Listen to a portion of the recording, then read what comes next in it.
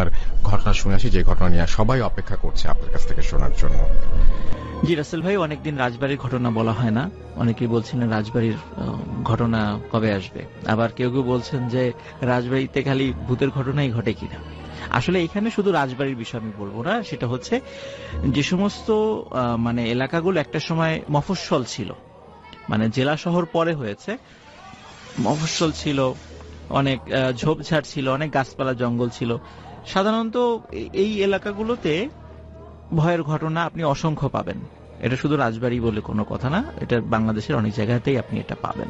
এই জন্য দেখা যাচ্ছে রাজবাড়িটা একটা সময় ফরিদপুর, গ্রেটার ফরিদপুরের অংশ ছিল, পরবর্তী 80-র দশকে এটা জেলা হয়েছে, এবং এই যার কারণে দেখা মফস্বল হওয়ার কারণে ওখানে অসংখ্য গল্পগুলো রয়ে গেছে। এমন একটি ঘটনা আমি আজকে আপনাদের সামনে উপস্থাপন করব। ঘটনাটির সময়কাল 1968 সালের দিকে, 68 বা 69 এমন একটা সময় আর কি, এক্সাক্ট সালটা বলতে পারছি তো, এই 2 সালের মধ্যে কোন একটা হবে। ঘটনাটি আমার এক আঙ্কেল বলেছেন।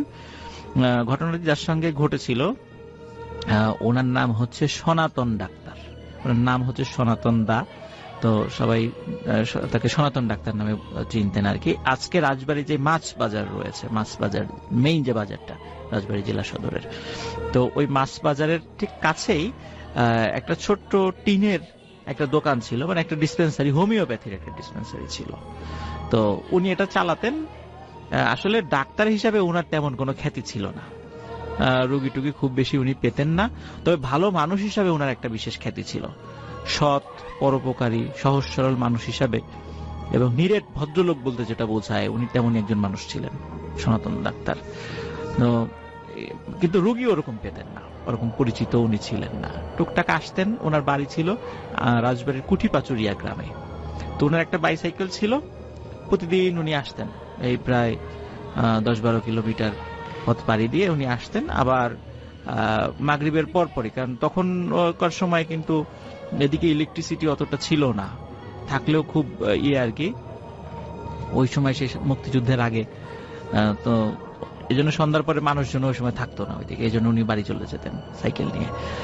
আর ওনার দোকানেও একজন কম্পাউন্ডার ছিলেন, ওর বাড়ি রাজবাড়ির প্রপারেই, তবে সে এখন কোথায় আছে আমি জানি না, আমি তার কোনো সন্ধান পাইনি। তার নাম ছিল আব্দুর রহিম, সে ওনার দোকানের কম্পাউন্ডার ছিলেন আর কি। তো যেটা করতেন, সনাতন ডাক্তারের ওই দোকানের চাবি থাকতো 2টা, তো উনি একটা চাবি নিয়ে চলে যেতেন। আর ডিয়ার লিসনার, শুনছেন ভূত এফএম, আমি আছি রাকিউল হাসান। বাছাইকৃত সকল ভয়ঙ্কর ইমেইল এপিসোডগুলো শুধুমাত্র এই চ্যানেলের মধ্যে পেয়ে যাবেন, এবং আমরা বাছাই করে একটা একটা করে পর্ব ধরি এবং শোনার পর মনে হয় যে আসলে খুবই ভয়ঙ্কর এপিসোড এটা, আর সেটাই আপনাদের জন্য উপস্থাপনা করি। তাই অবশ্যই বাছাইকৃত ইমেইল এপিসোডগুলো শোনার জন্য, আরজে রাসেলের ভূত এফএম গুলো শোনার জন্য এই চ্যানেলটিকে সাবস্ক্রাইব করুন। চলুন আমরা সরাসরি ঘটনায় যাব। তবে ছোট করে রিকোয়েস্ট, এই বাছাই পর্বগুলো আসলে অনেক চ্যানেলে আপলোড করা হয়, অনেকেই অনেকভাবে দেয়, কিন্তু একমাত্র নাইট ভূত আপনাদেরকে বাছাই করে করে আপনাদেরকে শোনাবে, যেটা সবচেয়ে ভয়ঙ্কর। তো সেটা শোনার জন্য অবশ্যই চ্যানেলটিকে সাবস্ক্রাইব করতে হবে, নোটিফিকেশনটি সিম্পলি অন করতে হবে, কেননা যেন আপলোড দেওয়ার সঙ্গে সঙ্গে আপনি পেয়ে যান। চলুন আমরা শুনতে। আব্দুর রহিম একটু পরে দোকান বন্ধ করে দিত, যেহেতু তার বাসা কাছেই, এই জন্য সে ওই দোকানটা পরে বন্ধ করে সে বাড়িতে যেত। তো একবার কি হয়েছে, শীতকালের সময় তো ঠিক মাগরিবের একটু আগ দিয়ে একজন লোক এসেছে, যে সনাতন ডাক্তারকে বলতেছেন, ডাক্তার সাহেব আমার বাড়িতে একটা রোগী আছে, চলেন আপনাকে একটু যেতে হবে কষ্ট করে। তো এখন উনি চিন্তা করছেন আর কিছুক্ষণ পরে মাগরিবের আজান দিবে, তো এখন যাব, আর ফিরতে ফিরতে যদি দেরি হয়ে যায়, তো উনি আসলে ওরকম আগ্রহ নাই। ওই লোকটা বলতেছেন যে না না আপনি চলেন, আমার বাসা কাছেই। যদিও ওই লোকটাকে উনি চেনেন না, তারপর চিন্তা করেন কাছে বাসা দিকে শুধু কতক্ষণ লাগবে, কই যেতে আধা ঘন্টা, আসতে আধা ঘন্টা। তো চিন্তা করলাম আধা ঘন্টা দেরি, খুব বেশি দেরি না আর কি, আসতে পারবো। এখন ওনার সাথে মানে আর সাইকেল নেন নাই, উনি চিন্তা করছেন যে ওনার সাইকেলের আবার আজকে যেটা কেউ বসতে পারে, ওনার ওইটা খুব নড়বড়ে ছিল। চিন্তা করেন যে এই লোকটাকে বসালে তো সাইকেলটা ভেঙে যেতে পারে, চিন্তা করেন সাইকেল দোকানেই থাক, আমি ওনাকে নিয়ে হাঁটতে থাকি, যেহেতু কাছেই বাড়ি। এখন এই যে হাঁটা শুরু করেছে, হাঁটছে, তো বলতেছে কি তোমার বাড়ি কোথায়, এই যে সামনে। তো সামনে সামনে করতে করতে বলে তোমার বাড়ি কোথায়, বলে সোনাকান্দর গ্রাম। সোনাকান্দর গ্রাম কিন্তু যারা রাজবাড়ি শুনছেন, এখানে যদি আপনি সাইকেল চালিয়েও যান, ওখানে যেতে না হলে 15 থেকে 20 মিনিট লাগবে, আর পায়ে হেঁটে গেলে প্রায় 45 মিনিট 50 মিনিট সময় লাগবে। তো এখন হয়তোবা সাইকেলে বা এখন অটোতে গেলে খুব কাছেই, কিন্তু ওই সময় পায়ে হাঁটা যাওয়ার পথটা একটু দূরে ছিল। এখন বলে তোমার বাড়ি সোনাকান্দর গ্রামে, তো আমাকে আগে থেকে বলো নাই কেন? বলে যে যদি না আসতেন, এই ভয়ে বলি নাই। তো যাই হোক, উনি ওই বাড়িতে যান, গিয়ে রুগী দেখেন। রুগী দেখে ফিরতে ফিরতে ওনার দেরি হয়ে যায়। আর ওনার দেরি দেখে ওই ওনার দোকানের যে কম্পাউন্ডার আব্দুর রহিম, সে দোকান বন্ধ করে চলে গেছে। এখন উনি চিন্তা করছে, উনি এসে দেখেন দোকান বন্ধ। এখন ওনার সাইকেল তো দোকানের মধ্যে, এখন উনি বাসায় যাবেন কিভাবে? তা উনি চিন্তা করেন কি আর করা, যেহেতু চলেই গেছে। আর তখনকার দিনে তো মোবাইল ফোন ছিল না, আর আব্দুর রহিমের বাড়ি আর একটা গ্রামে ছিল। এখন সেখানে গিয়ে তো চাবি আনা সম্ভব না, এমনিতে দেরি হয়ে গেল। চিন্তা করেন ঠিক আছে, হাঁটতে হাঁটতেই চলে যাবো আজকে। তো উনি ওই চিন্তা করে হাঁটা শুরু করেন, ওখান থেকে হাঁটা শুরু করেন।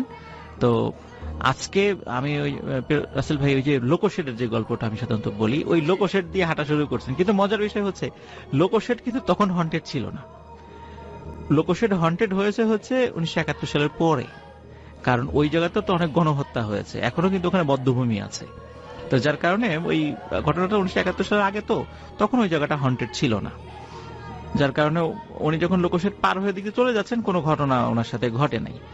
আর আজকে যে রেল লাইনটা লোকোশেডের এদিক দিয়ে গোয়ালন্দ ঘাট পর্যন্ত চলে গেছে, তখন কিন্তু এই রেল লাইনটা ছিল না, রেল লাইনটা অন্য দিক দিয়ে ছিল। ওটা এমনি পায়ে হাঁটা পথ ছিল ওই দিক দিয়ে। তো উনি যাচ্ছেন ওই দিক দিয়ে, একদম সোজা চলে গেলে ওনার বেশ ঘন্টাখানেক হাঁটলে ওনার বাড়ির কাছাকাছি উনি চলে যেতে পারেন। ঘন্টা 2-2.5 লাগে আর কি হেঁটে যেতে। উনি যাচ্ছেন কিছুটা পথ পার হয়ে দাঁতশি বাজার নামে একটা জায়গা আছে, এটা রাজবাড়ির লোকজন অবশ্যই চিনে থাকবেন সেটা। তো দাঁতশি বাজারটা পার হয়ে উনি হাঁটা শুরু করেন। এই পর্যন্ত কোনো সমস্যা হয়নি।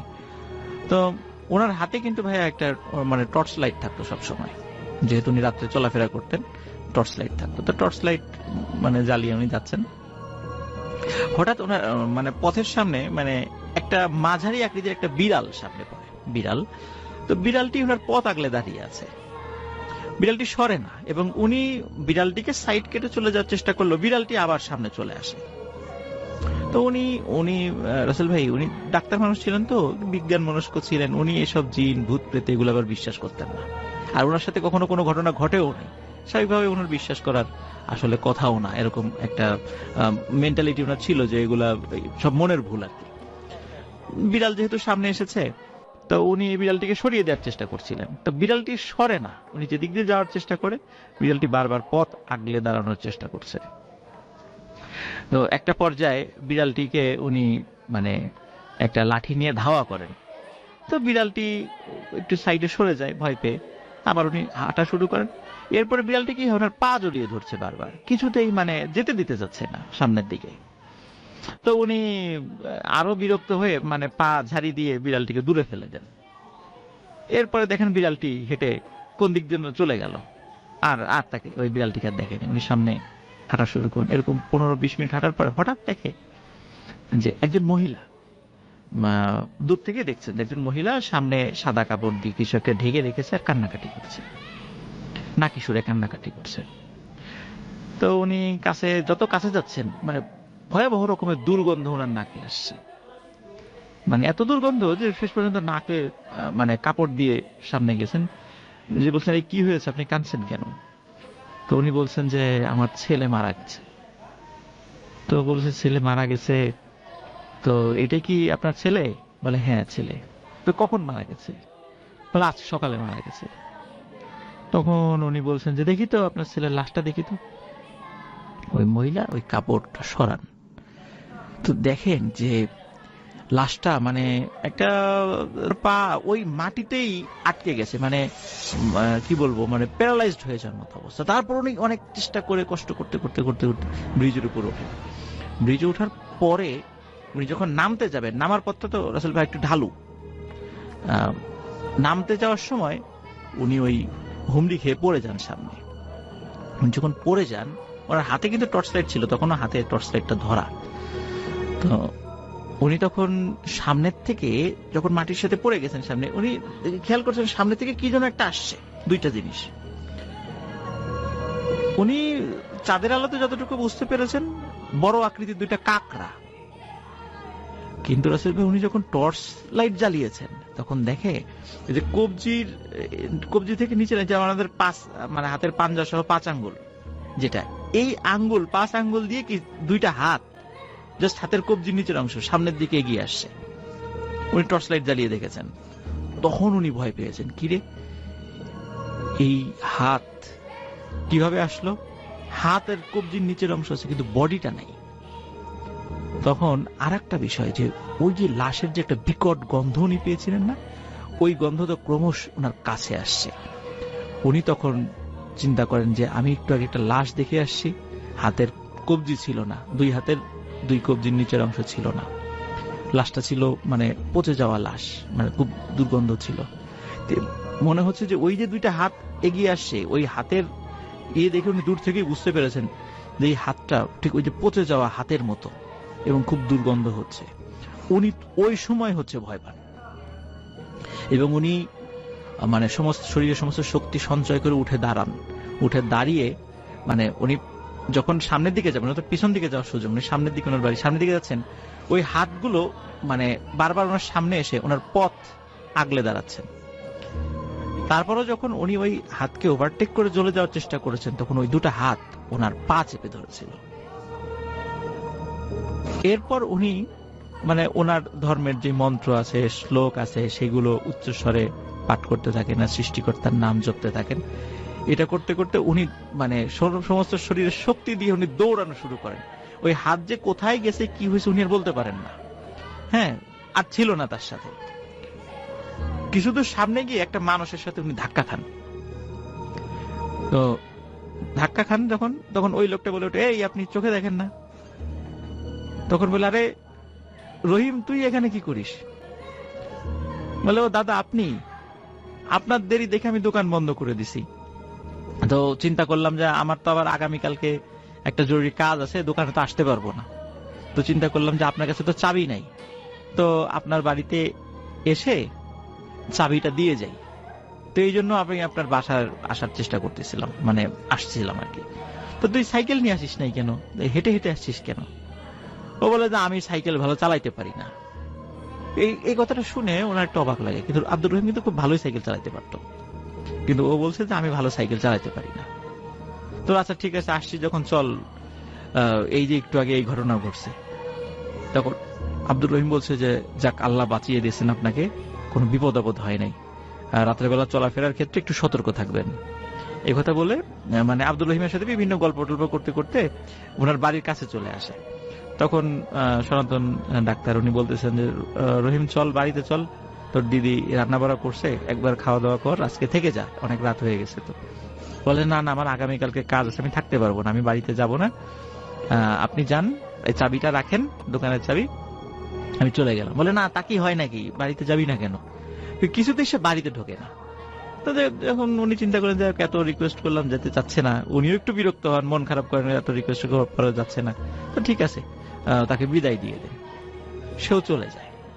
তো উনি বাড়িতে যাওয়ার পরে ওনার স্ত্রীকে সব ঘটনা খুলে বলার পরে যদিও ভয় পেয়েছিলেন, তারপরে ওই যে আব্দুর রহিম পথের একটা জায়গার সঙ্গ দিয়েছিলেন আর কি, ভয়টা অনেকটা কমে গিয়েছিল আর কি। খুব যে ভয় পেয়ে একদম জ্বর চলে আসছে বিষয়টা এরকম না।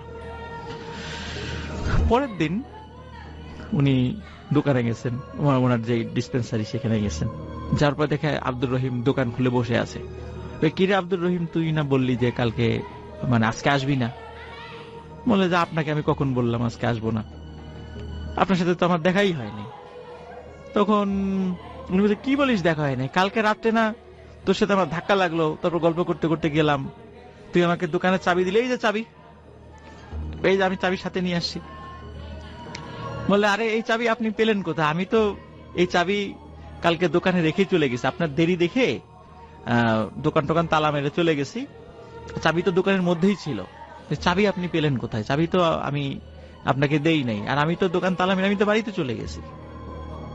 তখন উনি চিন্তা করেন তাহলে আমার ওই পুরো পথ সঙ্গ দিল কে? এইটার মানে রহস্য উনি আর উদ্ধার করতে পারেন নাই রাসেল ভাই। উনি স্বাধীনতার পূর্বেই যখন মোটামুটি আমাদের দেশে একটু বিভিন্ন সমস্যার সৃষ্টি হয়, উনি ওই সময়ই মানে ওনার ওনার ফ্যামিলির অন্যান্য মেম্বার যারা তারা নদিয়া অঞ্চলে থাকতেন, উনি ওই সময় ওনার জমি জমা বিক্রি করে দিয়ে চলে গিয়েছিলেন আর কি, আর ফেরত আসেন নাই কখনো, যার কারণে উনি এখনো বেঁচে আছেন কিনা আমরা জানি না। তবে একটা বিষয় রাসেল ভাই, আমি এই ঘটনার থেকে একটা বিষয় আমি মানে শিক্ষা পেয়েছি বা আমি বুঝতে পেরেছি, আশা করি স্যারও বুঝতে পারবেন, সেটা হচ্ছে যে এই যে সনাতন ডাক্তার যিনি, উনি একজন খুবই পরোপকারী ভালো মানুষ ছিলেন। রাত্রেবেলা হয়তোবা চলার পথে উনি বিপদে পড়েছেন, কিন্তু দেখেন আব্দুর রহিম সেজে কোনো একজন তাকে হেল্প করেছে, হয়তোবা আল্লাহ তাকে পাঠিয়েছেন। তো যারা মানুষের উপকার করে, মানুষের কল্যাণ কামনা করে, তারা যদি কখনো বিপদে পড়েও, সে প্যারানর্মাল বিষয় হোক আর যেটাই হোক, সে যে ধর্মের লোকই হোক, আল্লাহ তাআলা অবশ্যই তাকে সাহায্য করবেন। যেভাবে সাহায্য করা প্রয়োজন আল্লাহ তাআলা অবশ্যই তাকে সাহায্য করবেন। তো এই ঘটনাটা ছিল জাস্ট এক রাতেরই ঘটনা, এরপরে ওনার সাথে আর কোনো ঘটনা ঘটেছে বলে জানি না। এই এক রাত্রেই রাসেল ভাই এই ঘটনাটি ঘটেছিল। চলে যাব আমাদের প্রথম অতিথির কাছে, আফনান ভাইয়ের কাছে। রাসেল ভাই, আজকে যে ঘটনাটা আমি শেয়ার করব সেটা খুলনার ঘটনা। আমি গত মাসে খুলনা গিয়েছিলাম, তো ওখানে যেহেতু ক্লাস নেওয়ার জন্য বাংলাদেশের বিভিন্ন জায়গায় যেতে হয়, তো খুলনাতে আমাদের রেডিও ফুর্তির কিছু শ্রোতা আছে আর কি। তো গেলেই ওরা আমার সাথে দেখা করে। তো এর মধ্যে একজন হচ্ছে সৈকত এবং রূপম। আমি রূপমের কাছ থেকে ঘটনাটি শুনেছি এবং রূপমের আত্মীয়ের সাথে ঘটে যাওয়া ঘটনা আর কি। ওকে।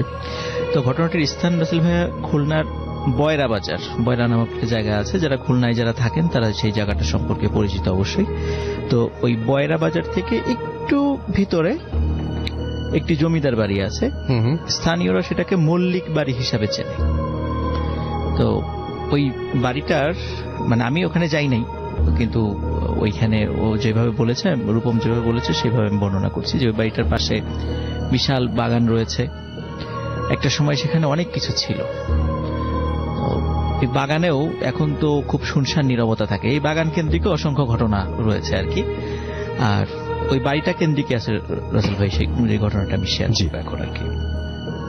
তো যিনি মানে এই রূপমের যাদের সম্পর্কে বলেছেন তাদের মানে আত্মীয় আর কি, ভাই হয় সম্পর্কে। তো প্রথম যার সঙ্গে ঘটনাটা ঘটে, ওনারা 4 ভাই। একজনের নাম হচ্ছে মহসিন, যিনি সবচেয়ে বড়।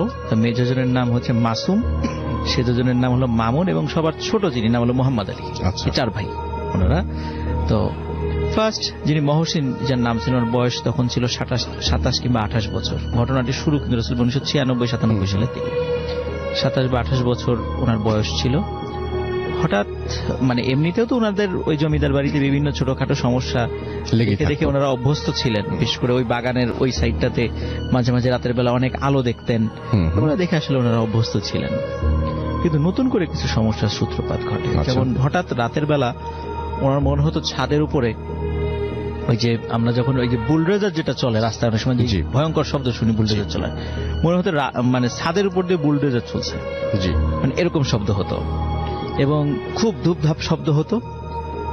এই শব্দটা হওয়ার মোটামুটি 10 থেকে 15 মিনিটের মাঝখানে একটা বিরতি থাকত এবং ওই যিনি বড় ভাই ছিলেন মহসিন ভাইয়ের ঘরের মধ্যে ধপ করে একটা শব্দ হতো। আচ্ছা। তো মনে হলো কেউ হয়তো বা কোনো কাঠের উপরে জোরে একটা শব্দ করেছে, এরকম মনে হতো। তো এটা হওয়ার পরেই মানে উনি খেয়াল করতেন যে ওনার ঘরের মধ্যে একজন মহিলা মানে এই মাথা থেকে ও মাথা হেঁটে মানে পায়চারি করছে আর কি, এরকম হাঁটাহাঁটি করে। উনি যতটুকু দেখতে পান সেটা হচ্ছে মহিলার যে চুল, এটা চুলটা সামনের দিকে নিয়ে আসা, মানে চেহারা দেখা যায় না, অনেক বড় চুল, চেহারাটা ঢাকা থাকে। এইভাবে অনেকক্ষণ হাঁটাহাঁটি করার পর হঠাৎ এই মহিলাটি ওই মহসিন ভাইয়ের একদম মুখের কাছে এসে চলে আসে এবং ওইভাবে অনেকক্ষণ তাকিয়ে থাকে। তো উনি যখনই মানে ভয়ে উনি চোখ খুলতে পারেন না।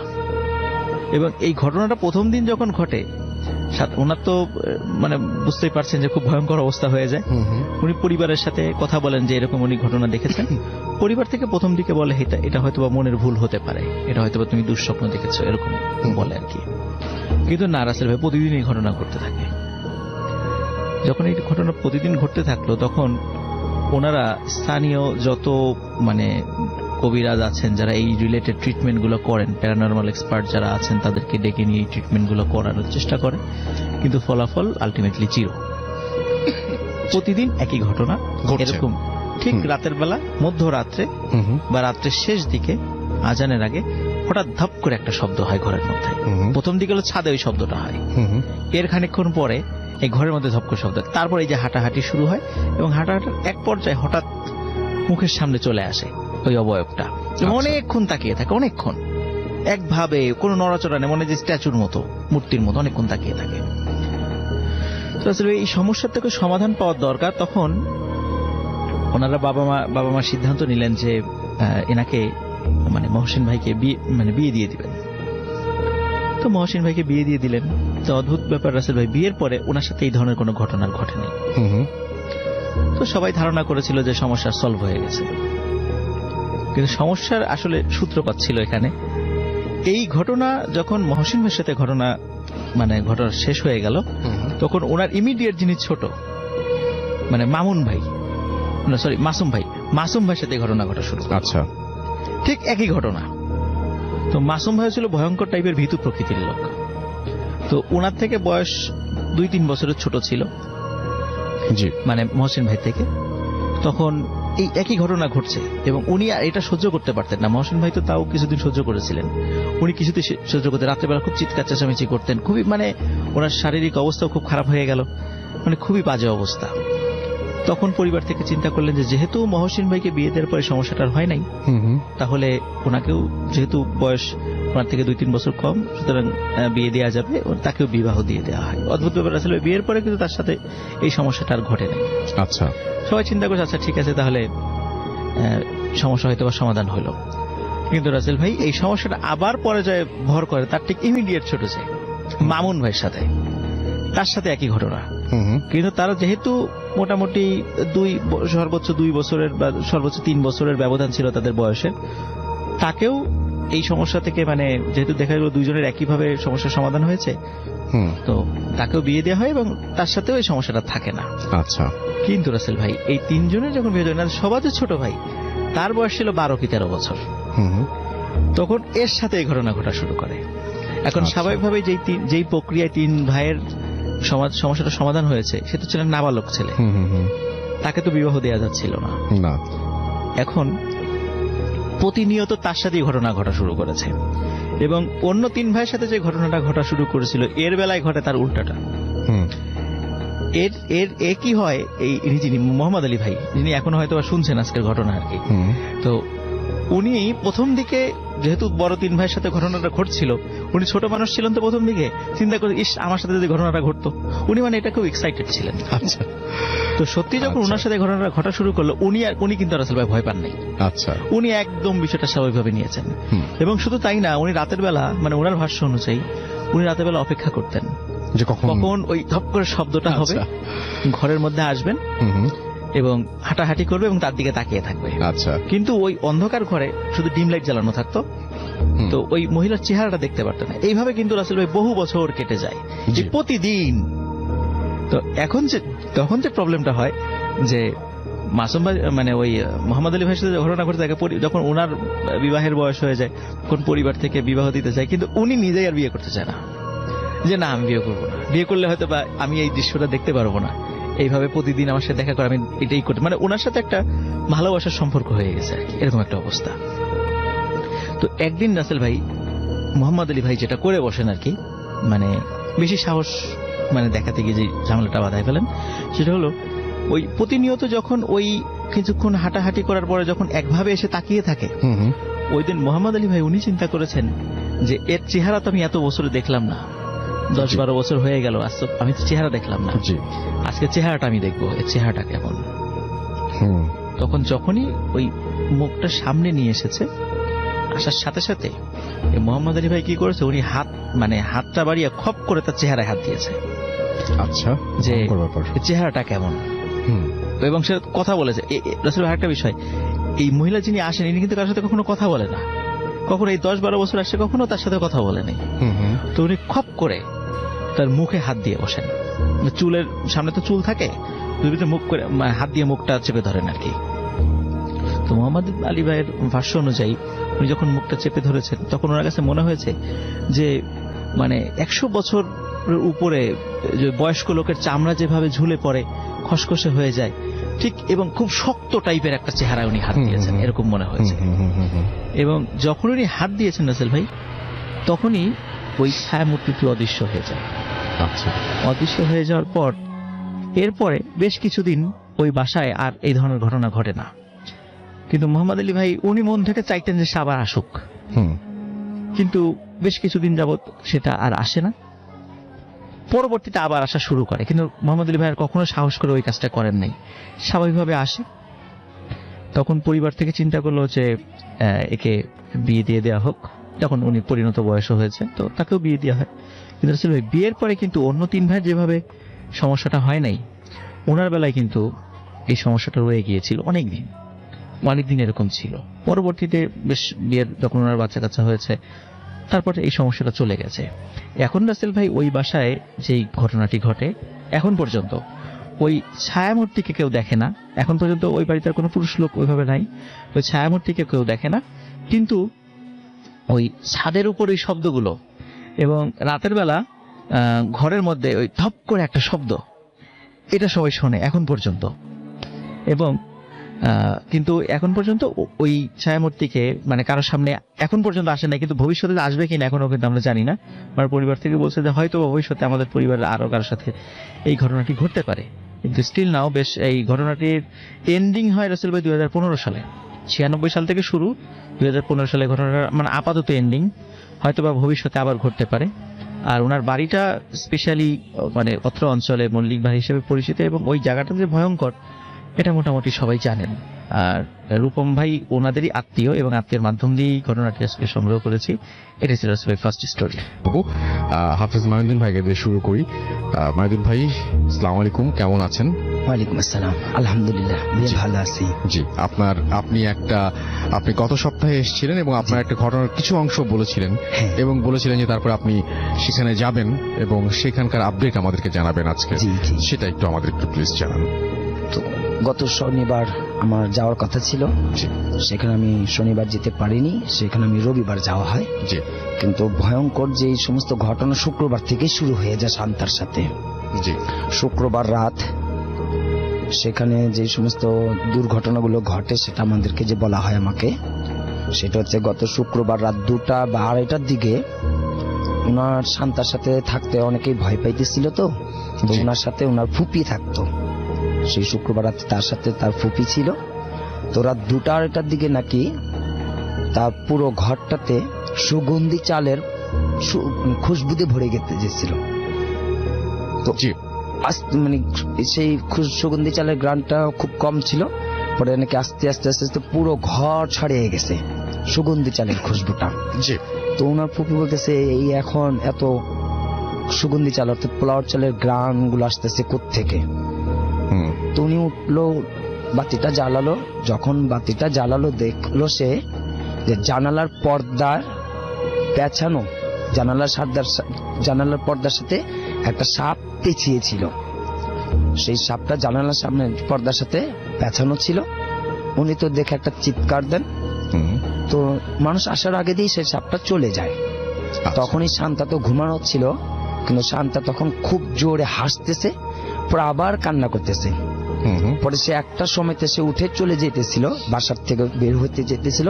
তো ওনাকে খুব জোর করে সবাই ধরে রাখে, এবং তাদের ঘরে একটি পানি পড়া ছিল, সেটা তাকে ছিটে দেওয়াতে সে আবার অচেতন হয়ে যায়, জ্ঞান হারিয়ে ফেলে।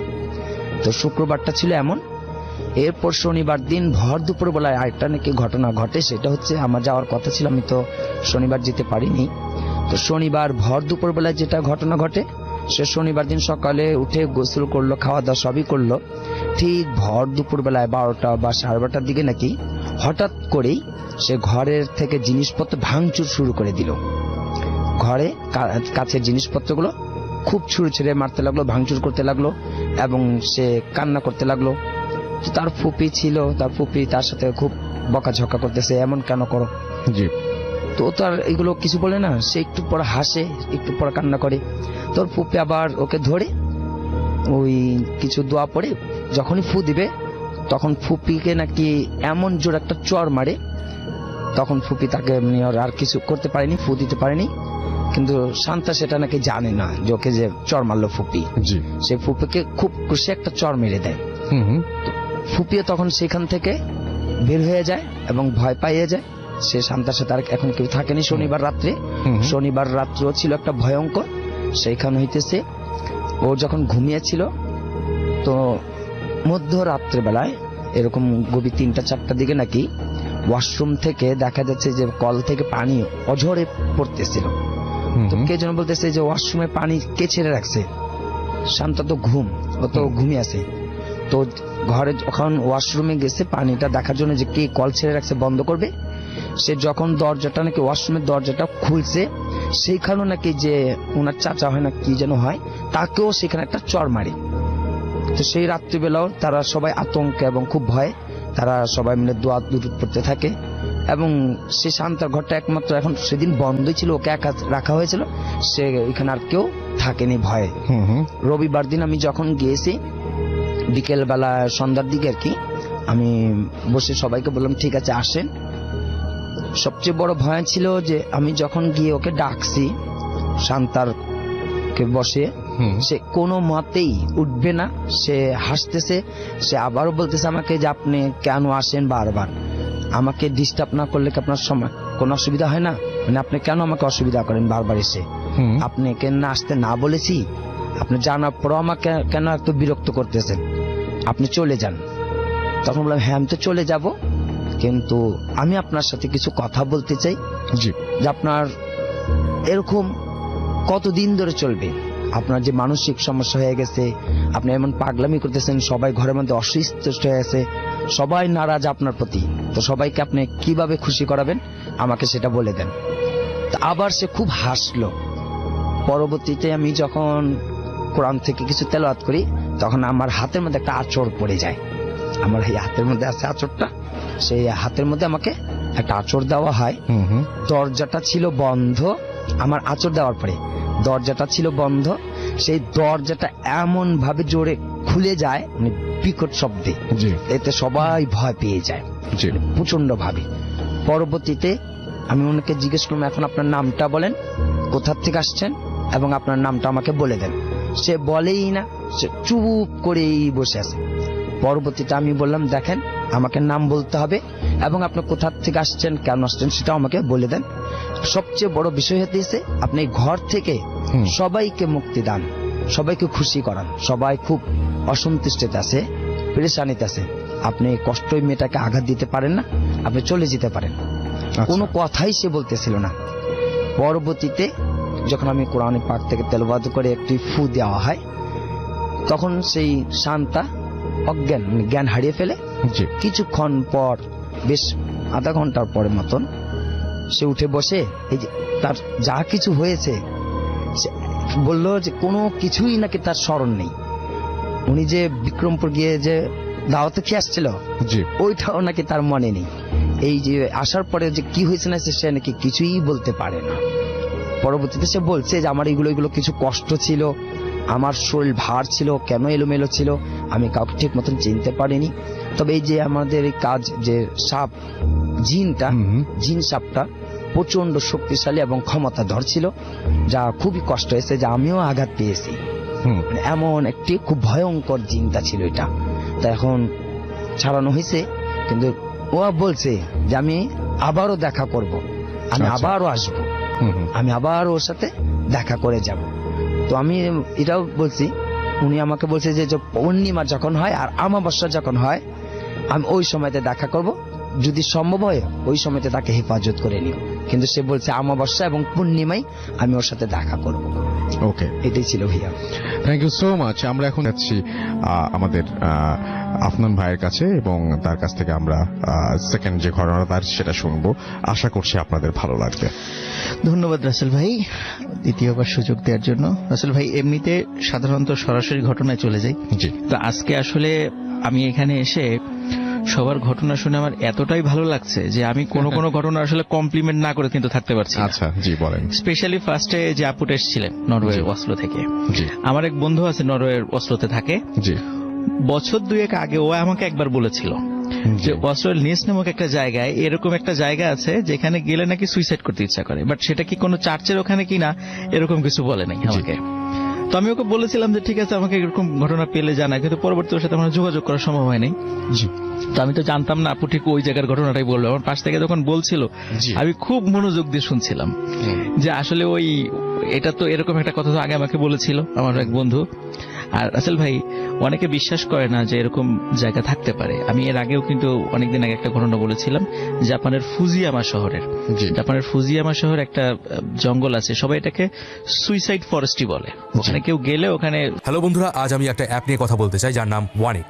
এটি এন্টারটেনমেন্টের জন্য সবচেয়ে বিশ্বাসযোগ্য ওয়েবসাইট। পিএসজি এবং সিরিয়া এই অ্যাপের স্পন্সর। এখানে জেতার সুযোগ অন্যান্য অ্যাপের তুলনায় অনেক বেশি। বাংলাদেশ প্রিমিয়ার লিগ চলছে, এটা ক্রিকেট প্রেমীদের জন্য দারুণ সুযোগ। আপনার পছন্দের দলকে সমর্থন করুন। এই অ্যাপে আপনি সব লাইভ ম্যাচের রেজাল্ট এবং লাইভ ম্যাচ দেখতে পাবেন। এছাড়া আপনি স্কোর প্রেডিক্ট করে পুরস্কার জেতার সুযোগ পাবেন। এখানে আপনি BMW, আইফোন, ল্যাপটপ এবং আরো অনেক কিছু জেতার সুযোগ পাবেন। এছাড়া এখানে ক্র্যাশ গেমস রয়েছে, আপনি যা ইচ্ছা পছন্দ করতে পারেন এবং আপনার প্রথম ডিপোজিটে 30,000 টাকা এবং ফ্রি স্পিন পাবেন। রেজিস্ট্রেশনের সময় আমার প্রোমো কোড ব্যবহার করুন। আপনার জেতা টাকা সহজেই পেটিএম, ব্যাংক, বিকাশ, ক্যাশ, রকেট এবং আরো অনেক মাধ্যমে উইথড্রল করতে পারবেন। লিঙ্ক পিনে কমেন্ট দেওয়া আছে, ক্লিক করে রেজিস্টার করুন অথবা গুগলে 1x সার্চ করে রেজিস্টার করুন এবং প্রোমো কোড ব্যবহার করে বোনাস পান।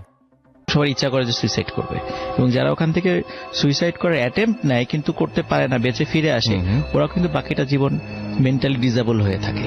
আচ্ছা, সুতরাং এরকম ওয়ার্ল্ডে কিন্তু এরকম বেশ জায়গা আছে এরকম অবিশ্বাস করার কিন্তু কোনো উপায় নেই। বিশেষ করে ইউরোপিয়ান কান্ট্রিগুলোতে এটার পরিমাণ অনেক বেশি, বরং আমাদের এশিয়াতেই সেটা কম, ওখানে অনেক বেশি।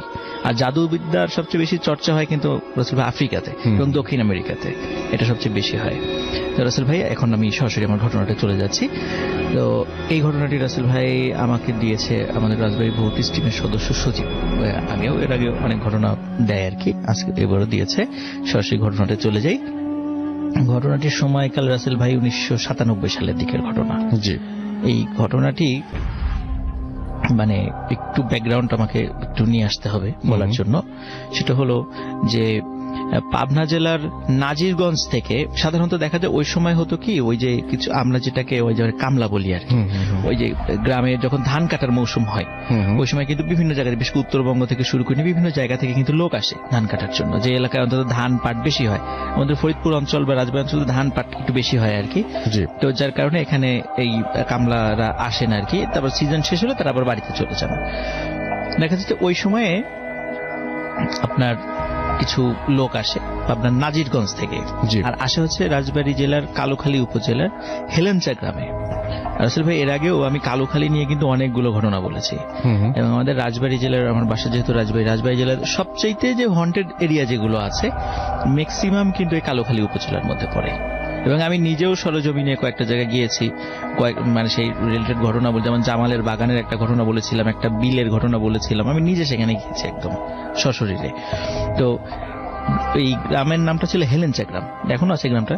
তো এই হেলেঞ্চা গ্রামের ঘটনাটা ছিল ওই নাজিরগঞ্জ থেকে আপন দুই ভাই আসেন আর কি একটা বাড়িতে, একটা বড় একটা গেরস্থ বাড়িতে কাজ করার জন্য। তো ওনারা ওই গেরস্থ যিনি ওই বাড়ির মালিক, ওনারা দেখতেন যে এই আপন দুই ভাই খুবই অনেস্ট, পরিশ্রমী, এবং তাদের উপরে যে সাধারণত দেখা যায় মানুষ অনেকে কাজে ফাঁকি দেয়, দাঁড়িয়ে থেকে কাজ করাতে হয়, দেখা যায় তারা খুবই সব কাজগুলো খুব সুন্দরভাবে করেন। এবং গৃহস্থ ওদের দুইজনকে খুব ভালো লাগে। আবার দেখা যাচ্ছে যে কাজের মাঠের মধ্যে নামাজের ওয়াক্ত হয়ে গেছে, তারা কিন্তু একদম মানে কাজ ফেলে দিয়ে নামাজ পড়ে আবার কাজ শুরু করে। আচ্ছা, তো এটা দেখে গৃহস্থর খুব ভালো লাগে। ভালো লাগার পরে তখন যখন সিজনটা শেষ হয়ে যায়, সবাই যখন বাড়ি চলে যাবে, তখন ওই গৃহস্থ তখন ওই দুই ভাইকে বলে যে তোমাদের দুইজনকে আমার খুব ভালো লেগেছে, তো আমার মানে দুটো মেয়ে আছে, তোমরা তোমাদের পরিবারের সদস্যদের আমার ঠিকানা দাও, বাড়ির ঠিকানা দাও, আমি আমার দুই মেয়েকে তোমাদের সাথে বিয়ে দিতে চাই। তো ওরা দুইজন ছিল কিন্তু আসলে খুবই গরিব। আচ্ছা, কিন্তু ওদের কাজ এবং আচার আচরণ, কথাবার্তা এতটা ভালো লেগেছে যে ওনার নিজের আপন মানে দুই মেয়েকে বিবাহ দিতে রাজি হয়েছেন। তখন ওরাও খুব ভদ্রতার সাথে বলে যে আমাদের বাবা জীবিত নাই, আমাদের মা জীবিত আছেন, যে ঠিকানা দিচ্ছি, আপনারা আসেন আমাদের বাড়িতে। ভাই ঠিক আছে, ভালো, মানে উনি যথাযথভাবে তার মায়ের কাছে বিয়ের প্রস্তাব নিয়ে যান, মাও রাজি হয় এবং মানে ধুমধামের সাথে বিয়েও হয়ে যায়। এবং বিয়ের হওয়ার পরে দেখা যাচ্ছে ভাই ওই দুই ভাইয়ের ওই নাজিরগঞ্জ এলাকায় আসলে কোনো জায়গা টাকা ছিল না, ওরকম কিছুই ছিল না, মানে একরকম ভূমিহীন লোক ছিল। তো যার কারণে তার শ্বশুর বলে যে তুমি তোমার মা সহ সবাই এখানে চলে আসো, মানে হেলেঞ্চা গ্রামে চলে আসো, এখানেই থাকো, ওখানে যেহেতু জায়গা তোমাদের ওইভাবে নাই, আর চরাঞ্চল কষ্ট হবে, আমার মেয়ে দুটোরও কষ্ট হবে। তো সবাই মিলে হেলেঞ্চা গ্রামে চলে আসেন। তো চলে আসার কিছুদিন পরে, ধরেন সপ্তাহখানেক পরে, এই দুই ভাইয়ের মা হঠাৎ করে খুব অসুস্থ হয়ে পড়ে। অসুস্থ হওয়ার পরে এবং অসুস্থ হওয়ার মোটামুটি এক সপ্তাহের মধ্যে মা মারা যান। আচ্ছা। কিন্তু রাসেল ভাই এখানে একটা প্রবলেম হয়ে দাঁড়ায়, ওনার মায়ের একটা ওসিয়ত ছিল আচ্ছা, যে ওনার হাজবেন্ডের কবরের পাশে যে ওনার কবর হয়, কবর দেয়া। এটা উনি অনেক আগে থেকে, এবং যার কাছে মানে দেখা হতো আত্মীয় স্বজন বলতে সবাইকে ওসিয়ত করে যেত আমার কবরটা যেন আমার স্বামীর কবরের পাশে হয়। আচ্ছা। যেহেতু ওনার মায়ের একটা ওসিয়ত ছিল এবং ওনার বাচ্চা দুটো ছোট অবস্থায় ওনার মা বিধবা হয়েছিলেন, এই জন্য মানে জীবনে অনেক কষ্ট করেছেন, কিন্তু এই ইচ্ছাটা অবশ্যই পূর্ণ করতে হবে। তার দুই ছেলে বলে যেভাবেই হোক দূরে হলেও আমার মাকে আমার বাবার কবরের পাশেই কবর দেব। আচ্ছা। তখন সময়টা এতটা মানে ছিল না, মানে অনুকূলে ছিল না, বর্ষাকাল শুরু হয়ে যায় তখন। আবার পথ ওই সময় তো যোগাযোগ ব্যবস্থা তো উন্নত ছিল না যে এত দূর নিয়ে যাবে। তো এখানে আসলে বলে রাখা ভালো যে ওই হেলেঞ্চা গ্রাম থেকে পদ্মা নদীতে আসার জন্য প্রায় 7 কিলোমিটার মানে মনে করেন যে মেঠো পথ অতিক্রম করতে হয়। আচ্ছা। তারপরে নদীতে আসার পরে শাখা নদী পার হতে প্রায় আরো নদীপথ 5-6 কিলোমিটার অতিক্রম করতে হয়। তারপর মূল পদ্মা থেকে আবার নাজিরগঞ্জ যেতে কিন্তু সব মিলাই প্রায় 15 থেকে 17 কিলোমিটারের খালি নদীপথ পাড়ি দিতে হয়। এটা কিন্তু খুব সহজ পথ না, বেশ, মানে ওই সময়টাতে রাস্তা যোগাযোগ ব্যবস্থা আর এতটা ভালো ছিল না ওই অঞ্চলে। এখন একটু ভালো হয়েছে, আমি দেখছি মোটামুটি ওই অঞ্চলের রাস্তাঘাটগুলো এখন দেখছি মোটামুটি আলহামদুলিল্লাহ ভালো হয়েছে আর কি। এখন ওরা চিন্তা করে যে মায়ের লাশ তো নিয়ে যেতে হবে, আর যেহেতু মানে লাশ মানে গ্রামের লোকজনের একটা বিশ্বাস যে লাশ দ্রুত দাফন করে দেয়া, তখন সবাই চিন্তা করে যে যেহেতু মানে সন্ধ্যার পরে মারা যায় ওনার মা, তো চিন্তা করে যে লাশটা আমরা নিয়ে যাব, রাত্রেই নিয়ে যাই, যতদূর আগানো যায়, তাতে সকাল হলেই দাফন করে দেয়া যায়। তো সবাই বলে যে এত রাত্রে তো নৌকা টোকা পাওয়া যাবে না, তারপর চেষ্টা করছে তো দোষ নেই। তো হেলেঞ্চা গ্রাম থেকে রাসূল ওনারা রওনা দেওয়ার সময় তো ওনারা প্রায় 4 কিলোমিটারের পথ একটা ভ্যান পান, ভ্যানে যান। তারপরে প্রায় 3 কিলোমিটার পথ একটা ঘোড়ার গাড়ি পান, এই ঘোড়ার গাড়িতে যান। এই পর্যন্ত রাসেল ভাই ওই ভ্যান চালক বা ঘোড়ার গাড়ি এই রিলেটেড কোনো প্রবলেম হয়নি। ওনারা মাঠে যখন নদীর ধারে আসেন তখন দূরে দেখেন যে একটা নৌকা অনেক দূরে, কারণ সব বর্ষাকাল ছিল তো মানে মোটামুটি লোকজন একটু মাছ ধরাও ব্যস্ত ছিল। তো অনেক রাত হয়ে গেছিল ওখানে আসতে, প্রায় রাত 1টা-1:30 বেজে গেছে ওই সময়, মানে ওই নদীর ধারে আসতে ওই 5-7 কিলোমিটার অতিক্রম করতে এত সময় লেগেছে সন্ধ্যার পর থেকে। তো এখন ওনারা দূর থেকে ডাকছিলেন ওই মাঝিদেরকে। তো দেখা যাচ্ছে যে একটা মাঝারি সাইজের একটা নৌকা, 2-3 জন মাঝি সহ ওখানে আসেন। বলেন কি ব্যাপার, আপনি কি হয়েছে, ডাকাডাকি করেন কেন? তো বলে যে আমার মায়ের লাশটা নিয়ে যেতে হবে নাজিরগঞ্জে। আচ্ছা। তো এখানে আপনি সাহায্য করেন। বলে যে আমাদের তো এখন মাছ ধরার সময়, আমরা তো জাল ফেলেছি নদীতে, এখন তো আমরা যেতে পারবো না, আর তাছাড়া লাশ তো আমরা নেই না এইভাবে, আমরা তো এটা তো মাছ ধরা নৌকা। খুব অনুনয় বিনয় করেন, বলে যে আপনার মাছ ধরে সাধারণত রাত্রে কয় টাকার মাছ ধরবেন? তো বলে এত টাকার মাছ ধরবো। বলে ঠিক আছে, আপনি যত টাকার মাছ ধরবেন বাজারে বিক্রি করে আমি তার দ্বিগুণ টাকা দিব, শুধু লাশটা খালি নাজিরগঞ্জের ঘাটে আমাদেরকে পৌঁছে দেন। তখন ওরা চিন্তা করে যে ঠিক আছে, টাকা যেহেতু দিতে চাচ্ছে আর লোকটা বিপদেও পড়েছে, এটা মানবিক একটা দায়িত্ব এটা পৌঁছে দেয়া। তখন তারা রাজি হন, এবং ওরা কিন্তু মানুষই ছিল রাসেল ভাই, ওরা কোনো জিন টিন ছিল না, একদম মানুষই ছিল, নর্মাল স্বাভাবিকভাবে পর্যন্ত চলছিল। লাশ যখন রাসেল ভাই শাখা নদী পার হয়ে মূল পদ্মা নদীতে চলে আসে, তখন নৌকা যখন যাচ্ছে আস্তে আস্তে হঠাৎ একটা অদ্ভুত ঘটনা ঘটে। কি বলেন? সেটা হচ্ছে যে ওরা দেখে নদীর মাঝখানে একটা বড় আকৃতির বক দাঁড়িয়ে আছে। আচ্ছা, ইন্টারেস্টিং ব্যাপার। বড় আকৃতির বক রাসেল ভাই, বক কিন্তু রাসেল পানির উপর দাঁড়ায় না, এটা হয়তো বা ওই চট পড়লে দাঁড়ায় এর উপরে, রাইট। এখন লোকজন চিন্তা করছে মাঝি কি ব্যাপার, এদিকে তো নৌকা তো মাঝে মাঝেই নিয়ে আসি, এই চর আসলো কোত্থেকে এখানে? বক দাঁড়িয়ে আছে রাতের বেলায়, স্পষ্ট দেখা যাচ্ছে একটা বড় আকৃতির বক এবং অস্বাভাবিক রকমের বড়। চিন্তা করে হতেও পারে হয়তো বা রাতের বেলা অত বড় বক হতেও পারে, কিন্তু ওরা কখনো দেখে নাই। আমাদের কোনো মাঝির বয়স ছিল 60 ঊর্ধ্ব, জি। তিনজনের মধ্যে, কিন্তু এত বড় বক কখনো দেখে নেই। যাই হোক, নৌকা ওদিক দিয়েই যেতে হবে রাসেল ভাই, কিছু করার নাই। এখন বক তাদেরকে দেখে ওখানে নড়াচড়া করে না, উড়েও যায় না। জি। হঠাৎ করে রাসেল ভাই মানে এই নৌকাটা দাম করে একটা মানে কোনো কিছুর সাথে ধাক্কা খেয়ে থেমে যায়, মনে হয় যে নিচে কোনো চর পড়ে গেছে। এবং ওরা সবাই অবাক হয়, এটা মাঝ নদী, মানে একদম উত্তাল পদ্মা, বর্ষার সময় স্রোত, জি। এইখানে তো চর পড়ার কোনো কথা না। মানে সবাই খুব অবাক। যাই হোক, যেহেতু একটা ধাক্কা খেয়েছে তো নৌকাটা তো সরাতে হবে, এবং ধাক্কা খাওয়ার পর দেখে আসলে বক ওটা ওইভাবেই আছে। সে কি করছে, ওই নদীর মধ্যে মাথাটা ঢুকে মাছ খাওয়ার চেষ্টা করছে। তো একজন মাঝি নামার পরে দেখে যে সত্যি তার মোটামুটি হাঁটু পানিরও নিচে পানি আর কি, মানে ওখানে চর আছে। খুব অবাক হন, চর তো থাকার কথা না এখানে, খুব চিন্তিত হয়ে পড়ে। তো যাই হোক, যেহেতু আছে কিছু করার নাই, হতেও পারে কোনোভাবে। উনি ধাক্কা দিয়ে নৌকাটা চর থেকে দূরে সরাই নিয়ে, যাতে নৌকাটা একটু ঘুরিয়ে নিয়ে যাওয়া যায়। আচ্ছা। তো রাসেল ভাই যখন উনি নৌকাটা ধাক্কা দিয়ে সরানোর চেষ্টা করছিলেন, কিছুতেই নৌকা সরছিল না। মনে হচ্ছে কোনো একটা জিনিস নিচ থেকে এমন ভাবে নৌকাটা টেনে ধরে রেখেছে যে কোনোভাবে সেটা সরানো যাচ্ছে না। তো উনি মনে করছেন হয়তো বা চরের একটু বেশি উপরে উঠে গেছে নৌকা, যার কারণে ধাক্কা দিয়ে সরাতে পারছেন না। তো সবাই নৌকার উপরেও যারা ছিল, তখন কয়েকজন মাঝি চিন্তা করলো, আচ্ছা ঠিক আছে, উনি একা যেহেতু পারছেন না, তাহলে আমরাও নামি। আচ্ছা। তো তারা যখন নামার অ্যাটেম্প নিচ্ছিল, হঠাৎ করে মানে কোনো কথা ছাড়াই যিনি নেমেছিলেন প্রথমে, দেখে যে উনি শুধু বলল যে ওরে আল্লাহ বলে এরকম একটা শব্দ করেছে, আর হঠাৎ করে দেখে উনি সাথে সাথে পানির নিচে তলিয়ে গেল। আচ্ছা। এবং পানির নিচে তলিয়ে যাওয়ার সাথে সাথে দেখে বকটাও নাই, আর ওই যে নৌকাটা একটু দোলা শুরু করছে, মানে যে মাটির সাথে থেকে যাওয়া অবস্থাতে একটু আটসাট হয়েছিল। পরে যখন তারা বৈঠা দিয়ে পানি মাপতে গিয়ে দেখেন নিচে কোনো চর নাই। আচ্ছা। অদ্ভুত ব্যাপার।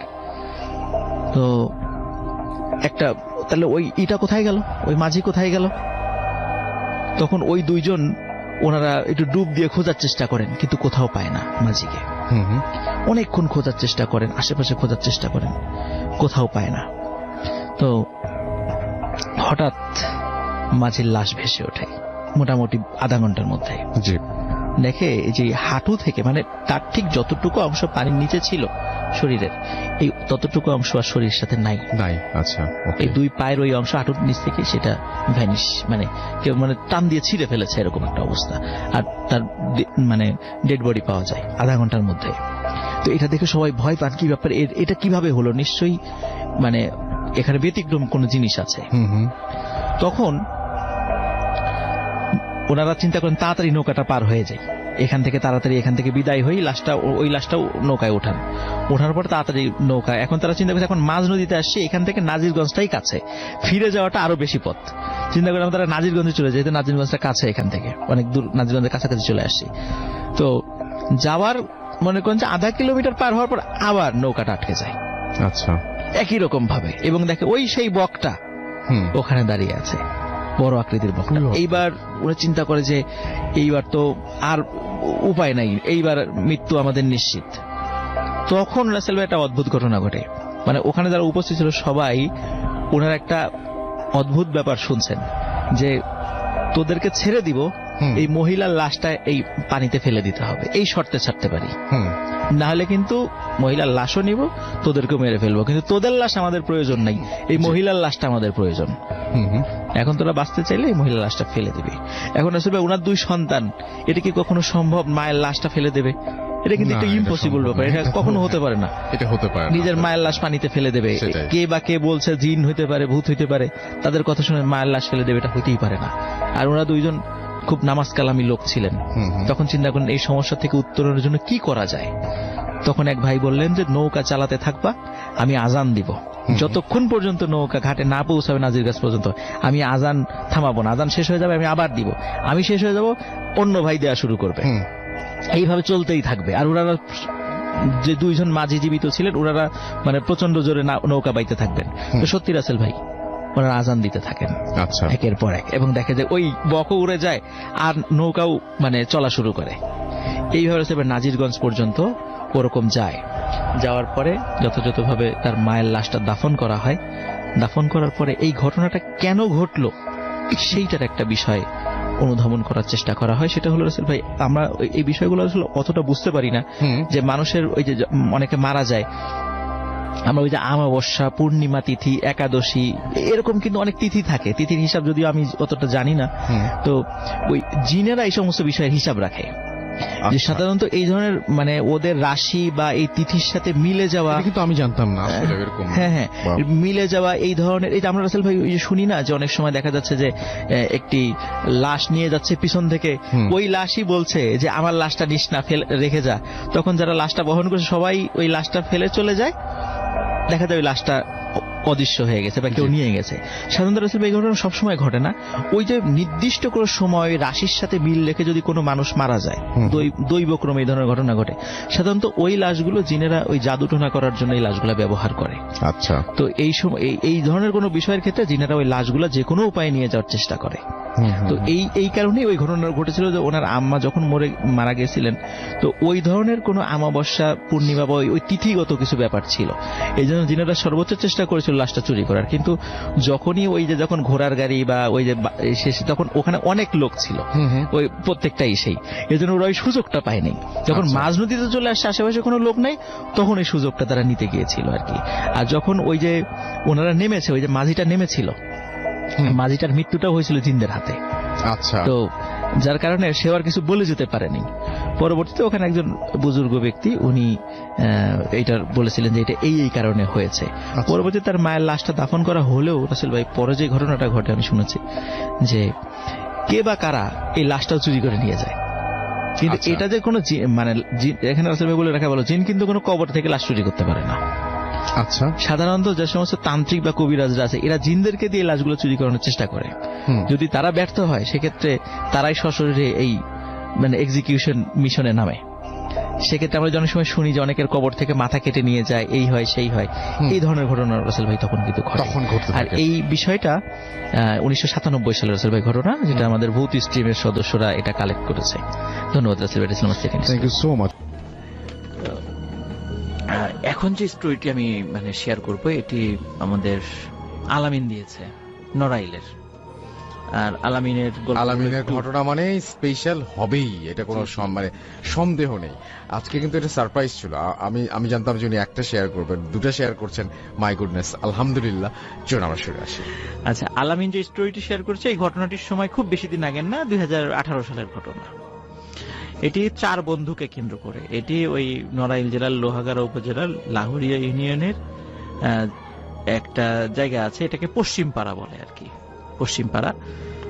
তো এই পশ্চিমপাড়ায় 4 বন্ধু আছে। একজন নাম হৃদয়, রমজান, রিয়াজ এবং তাজরুল। তো হৃদয় মাদ্রাসায় লেখাপড়া করত, রমজান এবং রিয়াজ স্কুলে পড়তো, আর তাজরুল লেখাপড়া ছেড়ে দিয়েছিল। তার ওই চাচার একটা ডেকোরেটরের দোকান ছিল, সেই ডেকোরেটর দোকানে কাজে ঢুকে যায়। গ্রামের বিভিন্ন প্রোগ্রামগুলোতে, বিয়ে শাদী আর বিভিন্ন প্রোগ্রামগুলোতে ওই যে ডেকোরেটর কাজগুলো, অ্যারেঞ্জমেন্ট গুলো, সেগুলো তাজরুল করে থাকতো। তো লেখাপড়া সে ছেড়ে দিল। এই 4 জন বন্ধু সবসময় একসাথে চলাফেরা করতো। তারপরে বিভিন্ন কালচারাল প্রোগ্রামগুলোতে একসাথে তারা দেখতে যেত, খেলাধুলা একসাথে করতো, মানে সবসময়। আর বাসাও তো একদম পাশাপাশি ছিল, এজন্য সবসময় তারা একসাথে উঠা বসা, আর বয়সও সেম। তো যে ঘটনাটি মানে সূত্রপাত যেটা ঘটে, সেটা হচ্ছে শীতকালে, 2018 সালের শীতকালে। আমরা জানি যে শীতকালগুলোতে সাধারণত আমাদের গ্রামগঞ্জে উন্মুক্ত যে কালচারাল প্রোগ্রামগুলো, ধর্মীয় প্রোগ্রাম বলেন বা অন্যান্য প্রোগ্রাম বলেন, উন্মুক্ত যেগুলা ওপেন জায়গাগুলোতে হয়, সেগুলো শীতকালে হয়ে থাকে, ঝড় বৃষ্টি যেহেতু থাকে না। তো ওই সময় ওয়াজ মাহফিল গুলা কিন্তু বেশি হয় আমাদের দেশে শীতকালে। তো এরা আবার ওয়াজ মাহফিলে মাঝে মাঝে যাওয়ার চেষ্টা করত। তো এমনই অনেকদিন ধরে চলে আসা একটা ওয়াজ মাহফিল, এইটার যে নামটা সেটা হচ্ছে যে আরাজি মন্ডল কাজী মাহফিল নামে সেটা পরিচিত। হয়তো ওই গ্রামের যারা আছেন মানে তারা হয়তো বা শুনে থাকবেন। আমি যেহেতু যাই নাই, আমি ঠিক বলতে পারছি না আর কি। অনেক আর এই যে স্টোরিটা আমি শেয়ার করতে যাচ্ছি, এখানে অনেকগুলো গ্রামের নাম চলে আসবে আর কি, অনেক প্লেস গুলোর নাম চলে আসবে। তো যার কারণে এটা আমার মেমোরাইজ করতে একটু মানে কষ্ট হয়েছিল রাসেল ভাই। যাই হোক, তো আরাজি মন্ডল কাজীর যে মাহফিলটা, এই মাহফিলে তারা যাওয়ার জন্য মনস্থির করেন। তো নির্দিষ্ট দিন রাত 8টার দিকে তারা বাসা থেকে বের হন। তো বের হওয়ার পরে এই চারজনই আলোচনা করে যে আচ্ছা, কামারপাড়া নামে আর একটা জায়গা আছে, ওইখানে আর গ্রাম আছে আর কি। তো বললো যে কামারপাড়াও তো একটা মাহফিল আছে, তাহলে কোনটাই যাব? তখন ওরা চিন্তা করে যে কামারপাড়া মাহফিলের সাথে সেখানে ওই যে ইসলামিক সঙ্গীত অনুষ্ঠানও ছিল। তো ওরা যেহেতু একটু কালচারাল মাইন্ডেড ছিল, ওরা চিন্তা করলো ঠিক আছে, তাহলে মাহফিলও শুনলাম, তো ইসলামিক গানও শুনলাম, ওখানে একজন নাম করা ইসলামিক সঙ্গীত শিল্পীও আসবেন, তাকেও দেখলাম, দুই কাজই হলো আর কি একসাথে। তো ওরা চিন্তা করে তাহলে ওই আরাজি কাজী মন্ডলের মাহফিলটা বাদ আমরা কামারপাড়া মাহফিলে যাব।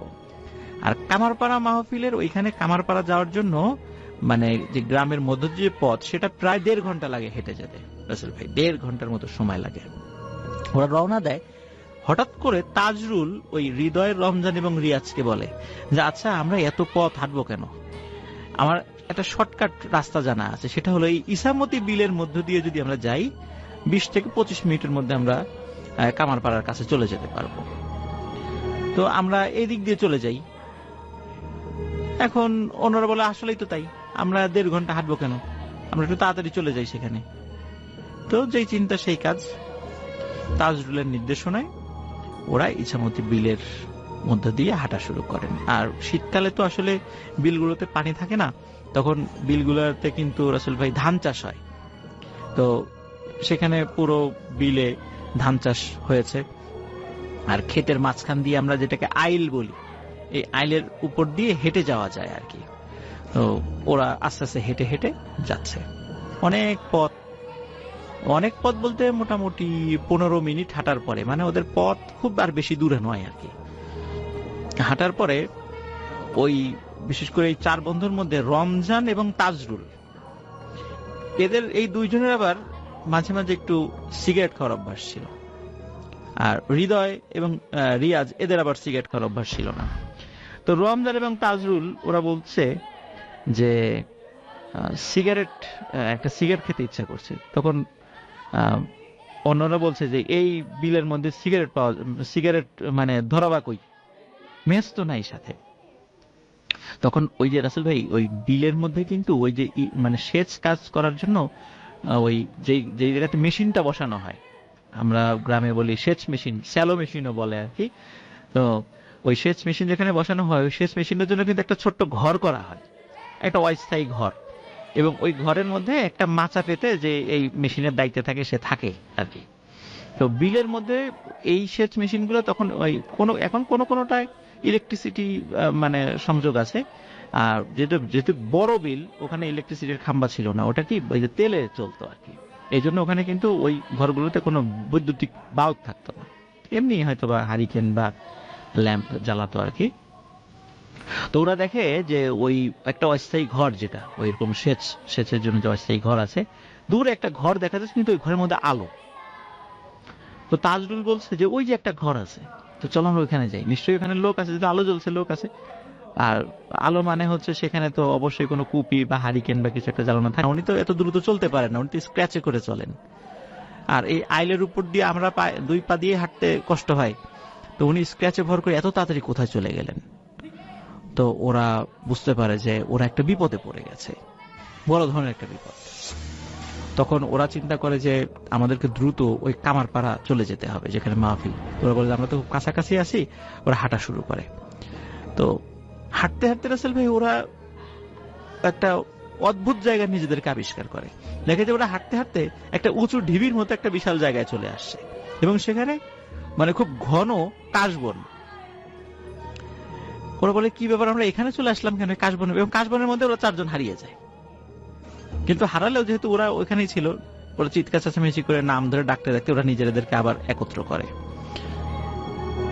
কাশবনে রাসেল ভাই ওরা যখন আসে, তখন ওরা নিজেদেরকে আবিষ্কার করে এটা আসলে শুধু একটা উঁচু ঢিবি বা কাশবনের একটা ঢিবি না, এটা হচ্ছে একটা শ্মশান।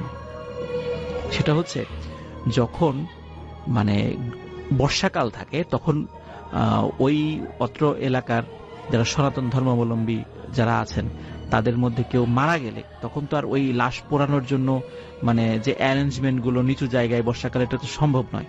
তখন তারা কি করতো, ওই উঁচু জায়গায় নিয়ে আসতো। ওই বিলের মধ্যে ওই জায়গাটা উঁচু ছিল, তো ওখানে লাশ নিয়ে এসে ওখানে মানে লাশ পোড়াতো আর কি। তো ওইখানে ওরা দেখে যে এরকম বিভিন্ন ওই কাঠ কয়লা পড়ে আছে বিভিন্ন জায়গায়, ছড়িয়ে ছিটিয়ে আছে বিভিন্ন জায়গায়। ওরা বুঝতে পারে যে এটা তো শ্মশান, এবং আগে থেকেই তো ওরা শুনেছিল, রাত্রেবেলা বুঝতে পারে নাই সেটা, ওরা ওখানে চলে এসেছে। দ্রুত ওরা 4 জন সেখান থেকে নেমে আবার অন্যদিকে হাঁটা শুরু করে।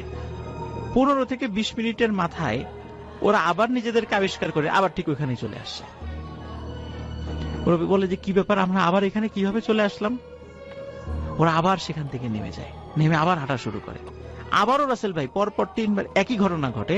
ওরা বারবার ওই শ্মশানের ওই ঢিবির ওইখানে চলে আসছিল। হৃদয় যেহেতু মাদ্রাসায় লেখাপড়া করত, ও তখন উচ্চ স্বরে কোরআন তেলাওয়াত করতে থাকে। ও বুঝতে পারে যে আমরা আজকে আমাদের হয়তো বা বড় ধরনের কোনো ক্ষতি হয়ে যাবে। উচ্চ স্বরে কোরআন তেলাওয়াত করতে করতে ওইখান থেকে নেমে আসে 4 জনই, মানে হৃদয় কোরআন তেলাওয়াত করে, অন্য 4 জন 3 জন সাথে থেকে নেমে আসে। তখন রাসেল ভাই আর ওরা ব্যাক করে ওই জায়গায় ওই গোলকধাতায় পড়ে আর ফেরত আসেনি। ওরা ওই মেইন রাস্তায় উঠে যায়, যেখান থেকে ওরা ওই কামারপাড়া মাহফিলে যায়। সেখানে গিয়ে দেখে এক অদ্ভুত ঘটনা। সেটা হলো, গিয়ে দেখে যে মাহফিল শেষ, ওই প্যান্ডেলের দায়িত্বে যারা ছিল তারা ওই সব বাঁশ খুঁটি কাপড় এগুলো গুছাচ্ছে। ওরা বলে কি ব্যাপার, মাহফিল কি হইলো? বলে মাহফিল তো শেষ। বলে মাহফিল শেষ মানে রাত 8টায় রওনা দিলাম, বড় জোর 1.5 ঘন্টা লাগছে আমাদের আসতে এই বিলের মধ্যে এত ঝামেলার পরও, তো মাহফিল শেষ হয় কিভাবে? এখন তো 9:30 বাজার কথা। বলে তোমাদের কি মাথা খারাপ হয়েছে? এখন বাজে রাত 2:30। ওরা চিন্তা করে যে সর্বনাশ, আমরা এত সময় কি করলাম, কিভাবে চলে গেল? ওরা কিছুতেই বুঝতে পারছে না যে আমরা এত সময় কিভাবে পার করে দিলাম।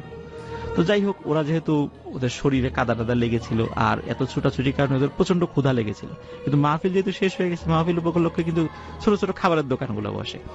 তো আসলে কোনো দোকানও ছিল না, কিন্তু তখন 2টা দোকান ছিল, একটা ঝালমুড়ির দোকান আর একটা পাপড় ভাজা। যে পাপড় ভাজা এখন তো আসলে পাওয়া যায় না এভাবে।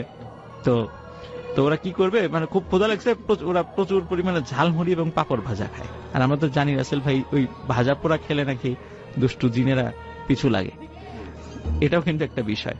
যাই হোক, ওরা মানে খাওয়ার পরে মানে একটু মনে করে দিই যে অনেকে বলে যে ভাজা পিঠা, জি জি জি জি ভাজা মাছ, জি জি। তো ওরা চিন্তা করে যে যাই হোক মাহফিল তো শেষ, কি আর করা, আমরা তো এখানে অ্যাটেন্ড করতে পারলাম না, এখন তো বাড়ি ফিরে যেতে হবে।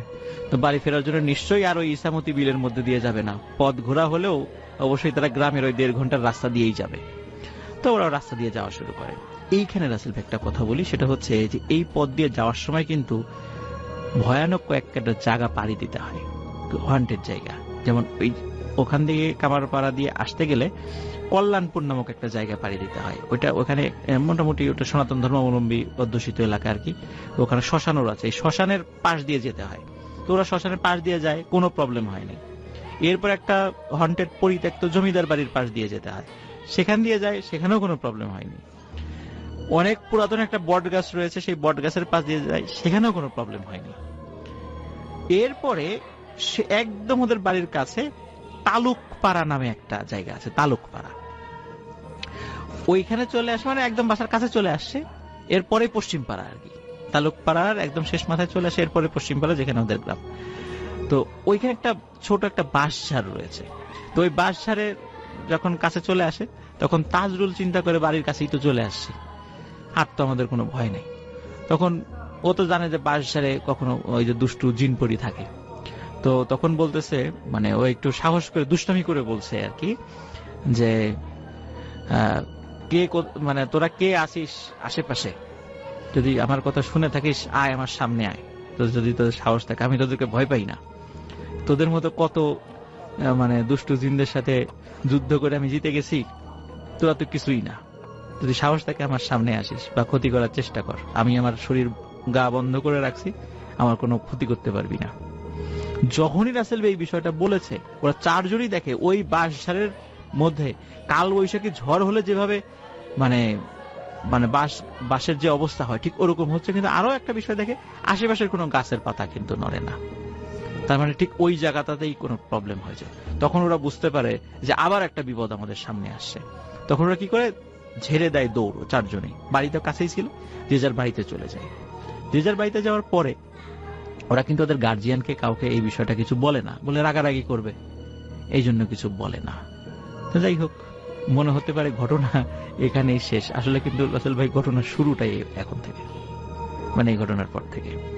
তো এর ঠিক পরের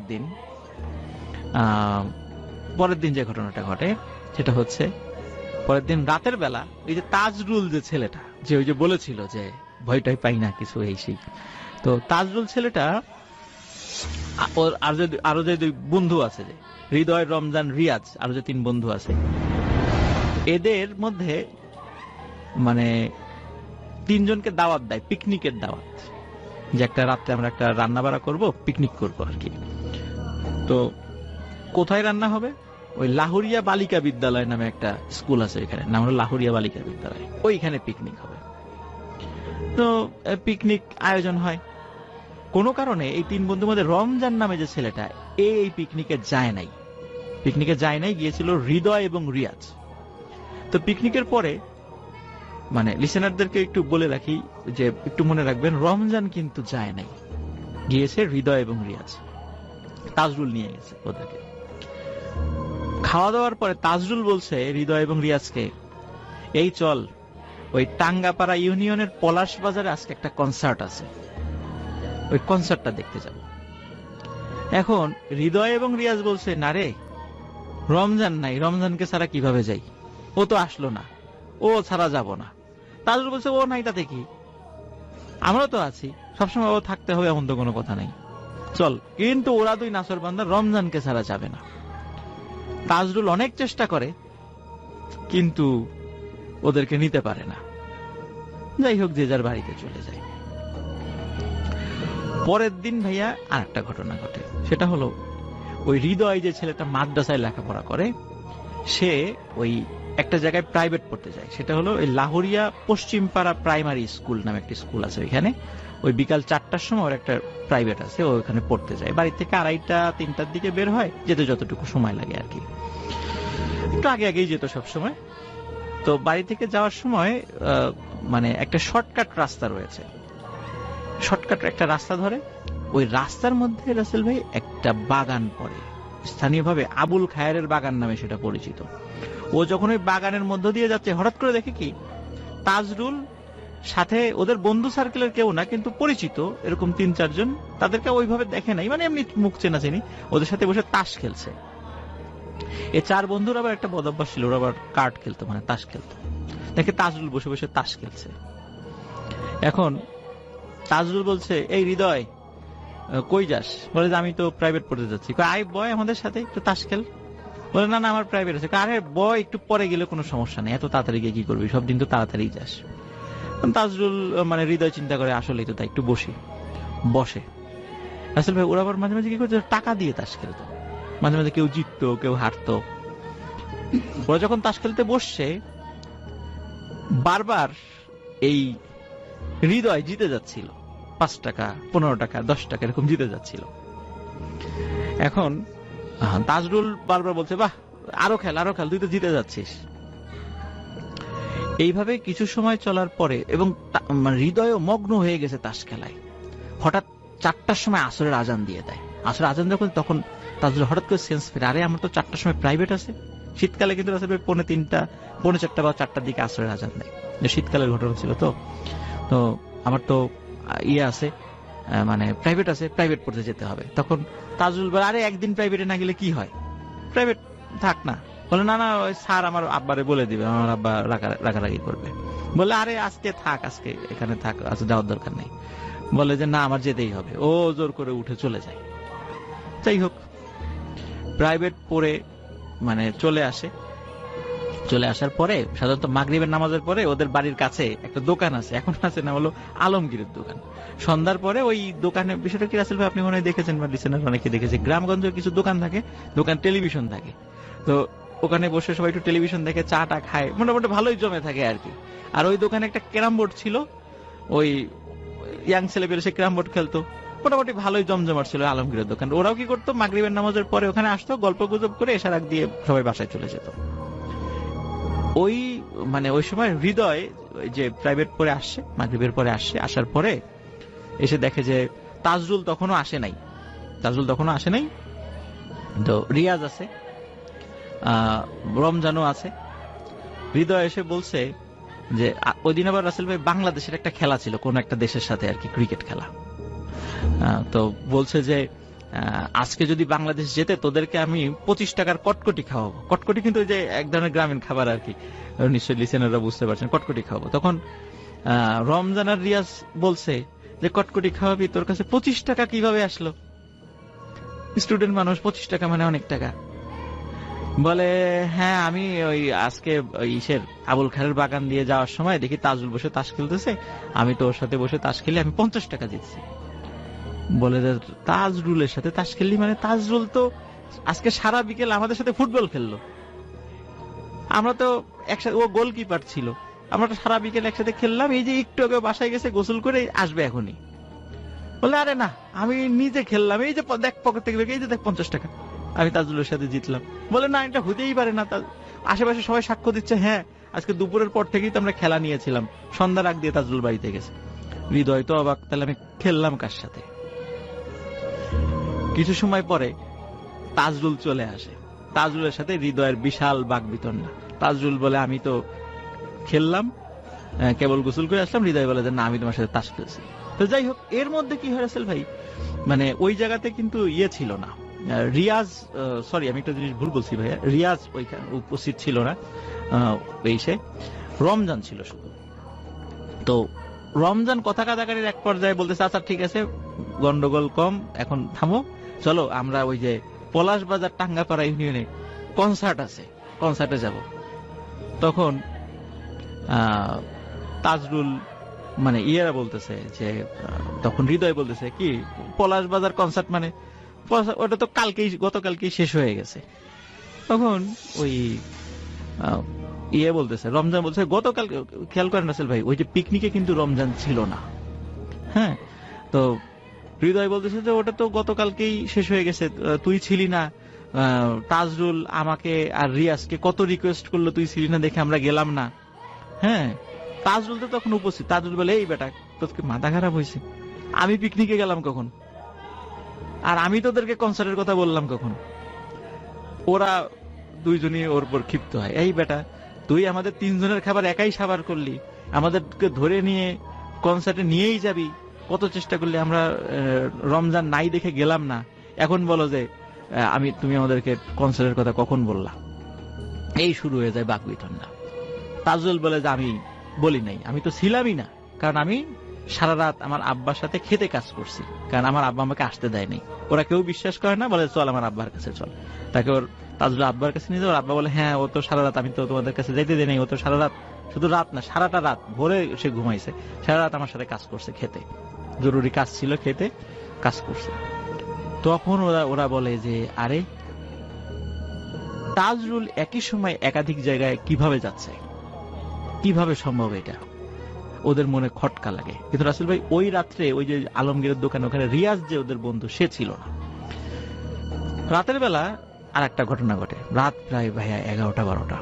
হঠাৎ করে রিয়াজের যেই রুমে ঘুমাতো, ওর জানলায় ঠক ঠক ঠক ঠক আওয়াজ। রিয়াজ খুলে দেখে তাজরুল দাঁড়িয়ে আছে বাইরে। তখন বলে কিরে তাজরুল, এত রাত্রে? তাজরুল বলতেছে যে চল, ওই একটা পুকুর আছে না, বলে কামারের পুকুর, বলে কামারের পুকুরে মাছ ধরবো রাতের বেলা, অনেকেই মাছ টাছ ধরে চুরি করে, আমরাও মাছ ধরবো। তখন বলে যে ভালো আইডিয়া। স্বাভাবিকভাবে ইয়াং ছেলে পেলে তো একটু দুষ্টামি তো অভ্যাস থাকবেই। বলে তাহলে বের হয়েছে। বের হওয়ার পর হঠাৎ করে মনে হয় আচ্ছা এরকে নিয়ে, রমজানকে নিয়ে গেলে কেমন হয়? তাজরুল বলে না না, রমজানকে ডাকার কি দরকার, তুই চল। রমজানের বাড়ি কিন্তু একদম রিয়াজের বাড়ির পাশাপাশি, একদম পাশাপাশি। বলে না না না, রমজানকে নিয়ে যাব। তাজরুল বলে না না, রমজানকে ডাকার দরকার নেই। বলে না, ওকে নিয়েই যাব। রমজানকে ডাকা শুরু করছে, রমজান বের হয়ে আসে, বলে যে রমজান চল, ওই যে তাজরুল আসছে, আমরা মাছ ধরতে যাবো কামারের পুকুরে। তাজরুল কই? বলে এই যে তাজরুল। ও মাথা ঘুরায় দেখে তাজরুল নাই। তখন ওরা ভয় পাইছে যে এই যে তাজরুলকে নিয়ে যে সমস্যা, এক এক সময় এক এক জায়গায় থাকছে, এটা কিভাবে সম্ভব? তখন ওই রাত্রে পরের দিন সবাই নিজেদের ফ্যামিলিকে জানায় ঘটনাটা, যে এই এই সমস্যা হচ্ছে। তখন ওদের ফ্যামিলির লোকজন বুঝতে পারে যে সবাই গ্রামে রটনা রটে যায় তাজরুলকে ভূতে ধরেছে, ওই একই সময় একাধিক জায়গায় থাকছে। তখন ওই গ্রামে আরেকটা ইয়ে আছে, তৈলক্ষ পাড়া বলে আর কি, ওইখানে ইসলাম ফকির নামে একজন খুব ভালো একজন কবিরাজ ছিলেন, মারা গেছেন অল্প কিছুদিন হলো, আল্লাহ মাফ করুক তাকে, আল্লাহ জান্নাত নসিব করুক। খুব ভালো মানুষ ছিলেন আর কি। ওই ইসলাম ফকিরের কাছে নিয়ে যে উনি প্রতি বৃহস্পতিবার বিভিন্ন রোগী দেখতেন আর কি। তো ইসলাম ফকিরের কাছে নিয়ে যাওয়ার পরে ওই তাজরুলকে নিয়ে যাওয়া হয়। তো তাজরুলকে নিয়ে যাওয়া হলো, ইসলাম ফকির তার যে রিচুয়াল করে একটা জিন হাজির করে। ওই জিন হাজির হয়ে মানে যখন হাজির হয় তখন ওই ইসলাম ফকির বলে যে তোর নাম কি? তখন ওই জিন বলে আমার নাম নিশি। তার নাম হচ্ছে নিশি। তোর কাজ কি? বলে রাতের বেলা মানুষকে মোহে আচ্ছন্ন করে ক্ষতি করাই আমার কাজ। বলে এদের পিছনে লাগছিস কেন? ওরা তো বাচ্চা মানুষ। বলে যে যেহেতু মোহে ফেলে আচ্ছন্ন করাই আমার কাজ, তো ওরা যতদিন মাহফিলে ইসামতি বিলের মধ্যে দিয়ে যাচ্ছিল তখন ওই যে ছোট্ট ঘরের মধ্যে লাশ, তারপরে আলো, উৎস ছাড়া আলো, তারপরে একজন ওদের পরিচিত একজন পঙ্গু কৃষকের সুরত ধরে ভয় দেখানো, এগুলো আমরাই করেছিলাম মজা করার জন্য। যখন দেখলাম যে ওরা মানে তেমন কোনো ভয় পাচ্ছে না, এমনি চারজন একসাথে, তখন চিন্তা করলাম ছোটখাটো একটা ক্ষতি করি। এই ক্ষতি করার নিয়েতে ওদেরকে ধোকা দিয়ে ওই শ্মশান ভিটায় নিয়ে আসি, কিন্তু বারবার ওরা বের হয়ে যাচ্ছিল, আবারও নিয়ে আসি। থার্ড টাইম যখন হৃদয় নামে ছেলেটা কোরআন তেলাওয়াত শুরু করে তখন আর ক্ষতি করতে পারিনি, ওরা চলে যায়। তখন চিন্তা করলাম আচ্ছা ঠিক আছে, ছেলেগুলা গেছে শেষ, ঘটনা শেষ এই পর্যন্তই। কিন্তু ওরা যখন ফিরে আসার সময় বাস ঝাড়ে এসে ওই তাজরুল আমাদেরকে কটাক্ষ করে হেয় করে অনেকগুলো কথা বলেছে, যেটা আমাদের মানে খুব লেগেছে। তাজরুলকে আমরা ছাড়বো না, শুধু তাজরুলকে না, ওর যে বন্ধু বান্ধব আছে তাদেরকেও ছাড়বো না। ওদেরকে ক্ষতি করার জন্যই প্রথমে পিকনিকের ছল করে ওদের দুইজনকে কনসার্টে মানে ডেকে আনছিলাম, পরে কনসার্টের নাম করে দুইজনকে নিয়ে যেতে চেয়েছিলাম, কিন্তু ওরা যায় নাই, রমজান নাই, এই জন্য ওই দুইজন যায়নি, ওই দিন ক্ষতি করতে পারি নাই। এরপরে ধরলাম হৃদয়কে, বাগানের মধ্যে তাস খেলার ছল করে ওকে আটকাইলাম। ইচ্ছা ছিল মাগরিব পর্যন্ত আটকাবো, শুধু মাগরিব পর্যন্ত যদি আমাদের সাথে থাকতো তাহলে ওই দিনই হৃদয়কে শেষ করে দিতাম। ওকে বারবার ইচ্ছা করে আমরা জিতিয়ে দিচ্ছিলাম, 5 টাকা 10 টাকা করে, যাতে ও আরো অনেকক্ষণ থাকে। যখনই মাগরিব আসরের আজান দিয়েছে তখনই ওর উপর যে আমাদের প্রভাবটা সেটা দুর্বল হয়ে গেছিল, এই জন্য ও চলে যেতে পারছে এখান থেকে, ওকে আটকাতে পারিনি। তারপরে রাতের বেলা ওই রিয়াজকে ডাকতে গেছি, মাছ ধরার কথা বলে রিয়াজকে নিয়ে যাব, প্রত্যেককে হিট করছে, দেখেন প্রত্যেককে হিট করছে, রিয়াজকে নিয়ে যাব। কিন্তু রিয়াজ আবার রমজানকে ডাকার কারণে আর করতে পারি নাই কিছু, কিন্তু করতে পারি নাই, সহজ কিছু পদ্ধতি অ্যাপ্লাই করছি, করতে পারি নাই। এরপর আরো কঠিন পদ্ধতি অ্যাপ্লাই করব, ওদেরকে ক্ষতি করবই, এটা আমাদের পণ। তখন ইসলাম ফকির ওদেরকে অনেক রিকোয়েস্ট করে, ছোট মানুষ ভুল করে ফেলছে, তারপরে বেশ কিছু ওই তদবির রিচুয়ালের মাধ্যম দিয়ে এই বিষয়টা থেকে ওরা মুক্ত হয়।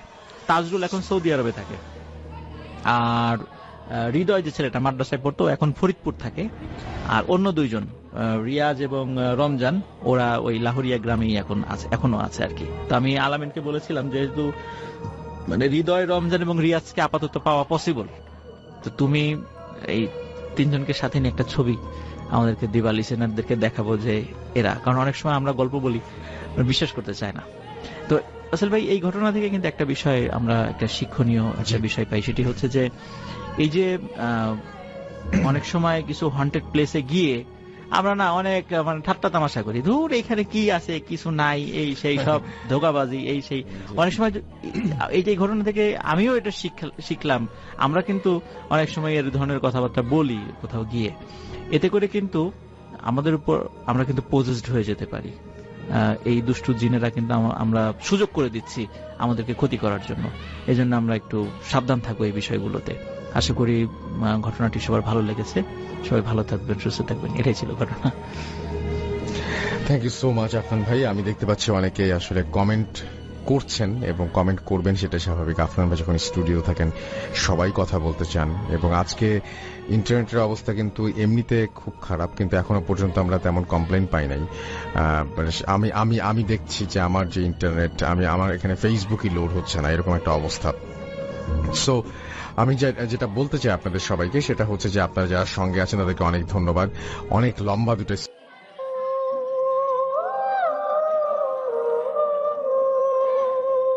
আমি রাস্তাল আরও একবার আপনাদের সবাইকে স্বাগত জানাই। যারা ভূত.কমে আসতে চান তারা কিন্তু বাসায় বসেও আমাদের শোতে অংশ নিতে পারেন। আপনার ঘটনাটি রেকর্ড করে ফেলবেন, তো রেকর্ড করে ফেলুন। আপনাদের প্রত্যেকের হাতে স্মার্ট ডিভাইস রয়েছে এবং সেই মোবাইল ফোনের মাধ্যমে কিন্তু আপনারা আপনাদের ঘটনা রেকর্ড করে অ্যাটাচ করে পাঠিয়ে দিতে পারেন ইমেইলের মাধ্যমে, তাহলেই আর কোনো ঝামেলা নেই। যাই হোক, আমরা আসলে খুবই বেশি জোর দিচ্ছি, নেক্সট কয়েক মাস জোর দেব অডিও ক্লিপের ওপরে। চলুন কথা না বাড়িয়ে আরও একটি অডিও ক্লিপ শুনে আসি। আসসালামু আলাইকুম রাসেল ভাই, প্রথমে সালাম নেবেন। আমি রাকিব আল হাসান। আসলে আমি যে ঘটনাটা শেয়ার করব সেটা হচ্ছে, আমি আসলে ছোটবেলায় আমার বাড়ি থেকে বের হয়ে গেছিলাম কোনো একটা পারিবারিক ঘটনায়। তো সেটা ছোটবেলা বলতে আমি তখন ক্লাস ইন্টারে পড়ি, ওই রকম একটা সময়ে। তো বাড়িতে রেগে গিয়ে আমি আসলে বাড়ি থেকে বেরিয়ে গিয়েছিলাম। তো সেদিনে আমি মানে একা থাকতে হয় আমাকে রাস্তায়, আর আমার পরিবারে একটু বেশি রাগান্বিত হয়। আসলে আমাকে আর কোনোভাবেই মানে আমার খোঁজ নেয়নি। তখন আমি চিন্তা করছি যে যেহেতু তারা খোঁজ নিচ্ছে না, সেহেতু আমি বাহিরেই থাকবো। আর সেদিনের একটি ঘটনা ভাই আমি আজকে শেয়ার করব। আমি রাকিব আল হাসান, আমি আসলে লালমনিরহাট জেলা থেকে আমি সরাসরি ঘটনায় চলে যাই। সেদিন ভাইয়া আসলে আমার সন্ধ্যার পর থেকে মোটামুটি রাত 11টা বাজে এরকম একটি সময়ে পৌঁছে গেছি। সেদিনটা একদম ছিল জীবনের সবচেয়ে খারাপ দিনগুলোর মধ্যে ভাইয়া আমার জীবনে একটা ছিল, সেটা সেই দিন বাবা মায়ের সাথে মানে কঠিন আমি ঝগড়া করছিলাম। মাথা ঠিক রাখতে পারি নাই, আমি বাড়িটারি সবকিছু ছেড়ে একদম ভাবছি যে আমি একদম চলে যাব। মানে একদম আমি ভাবছি যে উদ্দেশ্যহীন ভাবে যেভাবে মানুষ হাঁটে না, যে আমি আর বাড়িতেই ব্যাক করব না, ঠিক ওইভাবেই আমি মানে রাগে মানে তখন মানে খুব ধাউ ধাউ করে জ্বলছিল আমার মাথা যে আমি বাড়িতে থাকবো না। কিন্তু ভাই আমি যখন মানে শহরের রাস্তা ছেড়ে একদম নির্জন একটা মানে রাস্তা ছিল এবং সেখানে ছিল একটা কবরস্থান, আমি সেই নির্জন কবরস্থানের কাছে পৌঁছাইছি। ভাঙ্গাচোরা রাস্তা ধরে অনেকটা এগিয়ে এসেছি, টেরই পাই নাই যে রাস্তার দুই পাশে ঘন গাছপালা, আর একটু দূরেই সেই পুরনো পরিত্যক্ত সুতাকলের জরাজীর্ণ বিল্ডিংটা, যেটা মানে মানুষ অনেকেই আসলে রাতের বেলা আসলে ভাইয়া এখানে ভয় পায়। হ্যাঁ, আমি সেখানে কাছাকাছি গেছি। তো জায়গাটা ভাইয়া আসলে এমনিতেই একটা মানুষের গা ছমছম করার মতো একটা অবস্থা। তো আমি গিয়ে পৌঁছাইছি সে জায়গায়। আমার তো যে মনের মধ্যে ক্ষোভ যে আমি বাসায় যাব না, আমি যেমনি হোক আমি বাইরে থাকবো, বা আমি আর কোনোদিনও বাড়িতে ফিরবো না। ঠিক আছে, তখন তো ভাই ইয়াং বয়স, গায়ে রক্ত ছিল, এই জন্য এরকম সিদ্ধান্ত নিয়েছিলাম। আমার হাতে তখন কোনো ফোনও ছিল না যে মানে কাউকে কল দিব বা কোনো ফ্রেন্ডকে বলবো। আসলে মূলত ঘটনাটা ওই রকমই ছিল যে আমার ফ্যামিলি থেকে একটা ফোন নিয়ে একটু ঝামেলা হয়েছিল যে আমি ফোন কেন মানে কিনতে চাইছি, তার আগে দিবে না কেন, মানে এই ঘটনাগুলো। তো আমি ভাইয়া পরে একটু মানে হালকা একটু স্মোক করার অভ্যাস ছিল। তো পকেটে দেখি একটা মানে DSLR কাটিও নেই। সেদিন নিজেকে তখন পৃথিবীর সবচেয়ে অসহায় মানুষ মনে হচ্ছিল ভাইয়া। হঠাৎই খেয়াল করলাম রাস্তাটা অস্বাভাবিক শান্ত, এত রাতে একটা কুকুরেরও ডাক নেই, মানে এরকম একটা অবস্থা। মানে কোনো কাক পক্ষীও বলতেছে কোনো ব্যক্তি সেই নির্জন রাস্তায় নেই, কবরস্থান এরকম একটা জায়গায় আমি গেছি। মানে ঝিঝি পোকা যে শব্দ হবে তাও থেমে গেছে, এরকম একটা অবস্থা। একটা চাপা অস্তিত্ব যেন গিলে খাচ্ছিল আমাকে, মানে এরকম মনে হচ্ছে যে আমার কোনো একটা অস্তিত্ব মানে আমাকে মনে হচ্ছে মানে খুবই ভয় তো ওখানে লাগারই কথা ভাইয়া, এইরকম একটা মানে সময় গেছি। তো আমি হাঁটতে হাঁটতে যখন সুতা কলাটার মানে বিশাল লোহার গেটটার কাছাকাছি আসলাম না ভাই, হঠাৎই একটা জিনিস দেখে আমার পা দুটো যেন একদম মাটিতে একদম সেটে গেছে, মানে মানে আমি মনে হচ্ছিল যে আমি ওখানে পড়ে গেলাম, মানে এরকম একটা অবস্থা, খুবই অস্থির লাগছিল। রাস্তায় একটাও ল্যাম্পপোস্ট জ্বলছে না, শুধু দূরের ওই পরিত্যক্ত সুতা কলটার দিকে তাকাতেই দেখি 3 তলার একটা ভাঙ্গা জানালার ফোকর থেকে একটা মানে ঘ্রাণ। তো পরে দেখি যে সেখানে একটু ঘ্রাণ চলছে এবং একটা আলো জ্বলছে। আর মানে ওই আলোটা এমন একটা অবস্থা যে জ্বলছে আর নিভছে এরকম আর কি, জানালা থেকে মানে দেখা যাচ্ছে আর কি। আমার তখন মনে হলো যে আমি ফিরে যাই বাড়িতে, যে এরকম একটা অস্বাভাবিক জিনিস লাগতেছে। তো আমি ভাবলাম যে ফিরে যাব, কিন্তু রাগ আর জেদের বসে আমি মানে থাকলাম না। আমি তখন দ্রুত পা চালাচ্ছি, তখনই শুনলাম মানে খটখট, ঠিক যেন কাঠের যে শব্দ হয় না ভাইয়া, কাঠের খরম, মানে যদি আপনার কাঠে যদি মানে জুতা থাকে, কাঠের জুতা পরলে হাঁটলে যে শব্দ হয় ওইরকম শব্দ শোনা যাচ্ছে। কিন্তু এই নির্জন রাস্তায় কে কাঠের জুতা পরে হাঁটবে? আমি পিছন ফিরে তাকালাম, কিছুই নাই। ভাবলাম মনের ভুল এটা।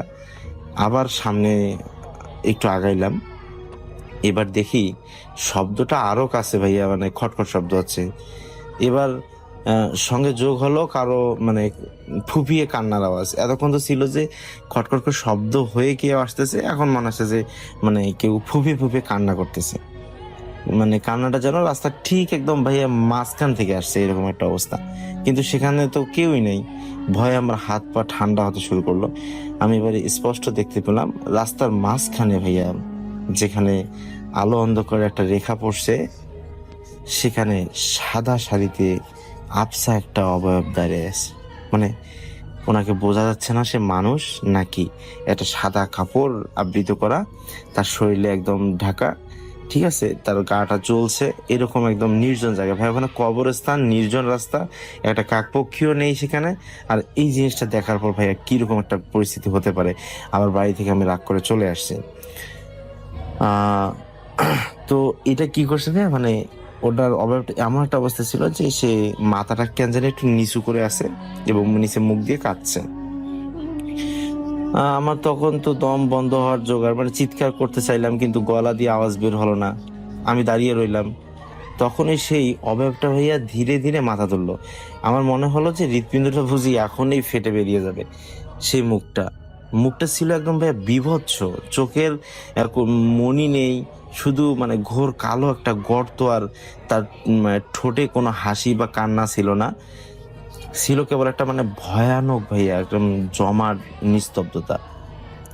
তো সে এক দৃষ্টিতে আমার দিকে তাকিয়ে রইলো। আমার মনে হলো এই দৃষ্টি যেন আমার ভিতরে সবকিছু টেনে একদম বের করে নিচ্ছে, মানে এরকম একটা অবস্থা। সে তখন কাঁপা কাঁপা করে ডাকলো আমার নাম ধরে। তো আমি তখনই অবাক হই যে সে আমার নাম জানলো কিভাবে। সে আমার নাম ধরে ডাকলো, আমার বিশ্বাস ছিল না। আমি কোনো মতে ভাইয়া পিছন ঘুরে দৌড়াতে শুরু করলাম। মানে তখন তো রাগ জেদ কাজ করতেছে না, আমি এইরকম একটা অবস্থা।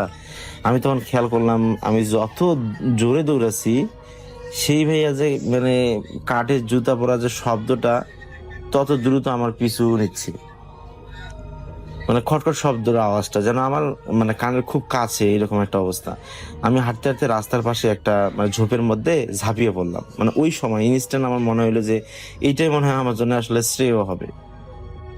আমি ঝোপের ভিতরে শ্বাস বন্ধ করে লুকিয়ে রইলাম। আর সেই কাঠের জুতা পরার আওয়াজটা আমার খুব কাছ দিয়ে চলে গেল। তারপর ধীরে ধীরে আওয়াজটা মানে যেদিকে কবরস্থান ছিল ওই দিক দিয়ে মানে যেতে লাগলো। আমি চোখ তুলে তাকালাম, দেখলাম যে সেই সাদা অবয়বটা এবার রাস্তার পাশে সেই বিশাল পুরোনো আম গাছের ডালে উঠে যাচ্ছে। কোনো মানবীয় ভঙ্গিতে নয়, বরং যেন শূন্য ভেসে যাচ্ছে, এরকম মানে একটা তুলা যে ভাইয়া গাছ থেকে থাকে না, গাছ থেকে পড়ে, ওই রকম ভাইয়া তুলার মতো উপরে উঠে যাচ্ছে। রাসেল ভাই, আমি জানি না ঘটনাটা কতটা সাজায় বলতে পারতেছি, কিন্তু মানে এরকম লাগছে। প্রায় 10 মিনিট আমি নড়তে পারিনি। যখন আওয়াজটা পুরোপুরি বন্ধ হলো, আমি কাপা হাতে মাটি থেকে উঠে প্রাণপণে উল্টো দিকে দৌড় শুরু করলাম। সেই রাতে আমি আর এক মুহূর্ত ওখানে থাকি নাই, সোজা বাড়িতে ফিরে আসছিলাম। আর কখনো কোনোদিন রাগ করে গভীর রাতে ঘর ছেড়ে বেরোয়নি। ওই রাতের কথা মনে পড়লে আজও আমার ভাইয়া গায়ে কাটা দেয়। আমি নিশ্চিত যে ওই নির্জন রাস্তা আমি যা দেখেছিলাম তা কোনো মানুষ ছিল না, ছিল সেই কোনো একটি অশরীর আত্মা বা এরকম কিছু, নয়তো ভাই জিন আমাকে এরকম একটু ভয় দেখাইছিল। আর তারপর থেকে ভাই আমি কোনোদিন, বিশ্বাস করবেন না, যে রাত 11টার পর আমি আর বাইরে যেতে চাই না। আসলে খুব কারণ বা দরকার না হলে আমি বাইরে যাই না, এরকম একটি ঘটনা দেখার পর। তো ভাই আমার এটাই ঘটনা ছিল। ঘটনাটা কেমন গোছালো পরে বলতে পারছি কিনা জানি না, তবে অডিয়েন্সের কাছে আমার অনুরোধ থাকবে যে তারা যেন আমাদেরকে কমপক্ষে ভিডিওতে কমেন্টে জানায় যে আমার ঘটনা তাদের কেমন লেগেছে। আজকে এ পর্যন্তই। যদি তারা বলে আমি নেক্সট কোনো পর্বে আসলে আরো একটি ঘটনা পাঠাবো। ধন্যবাদ রাসেল ভাই আমাকে সুযোগ দেওয়ার জন্য। আল্লাহ হাফেজ।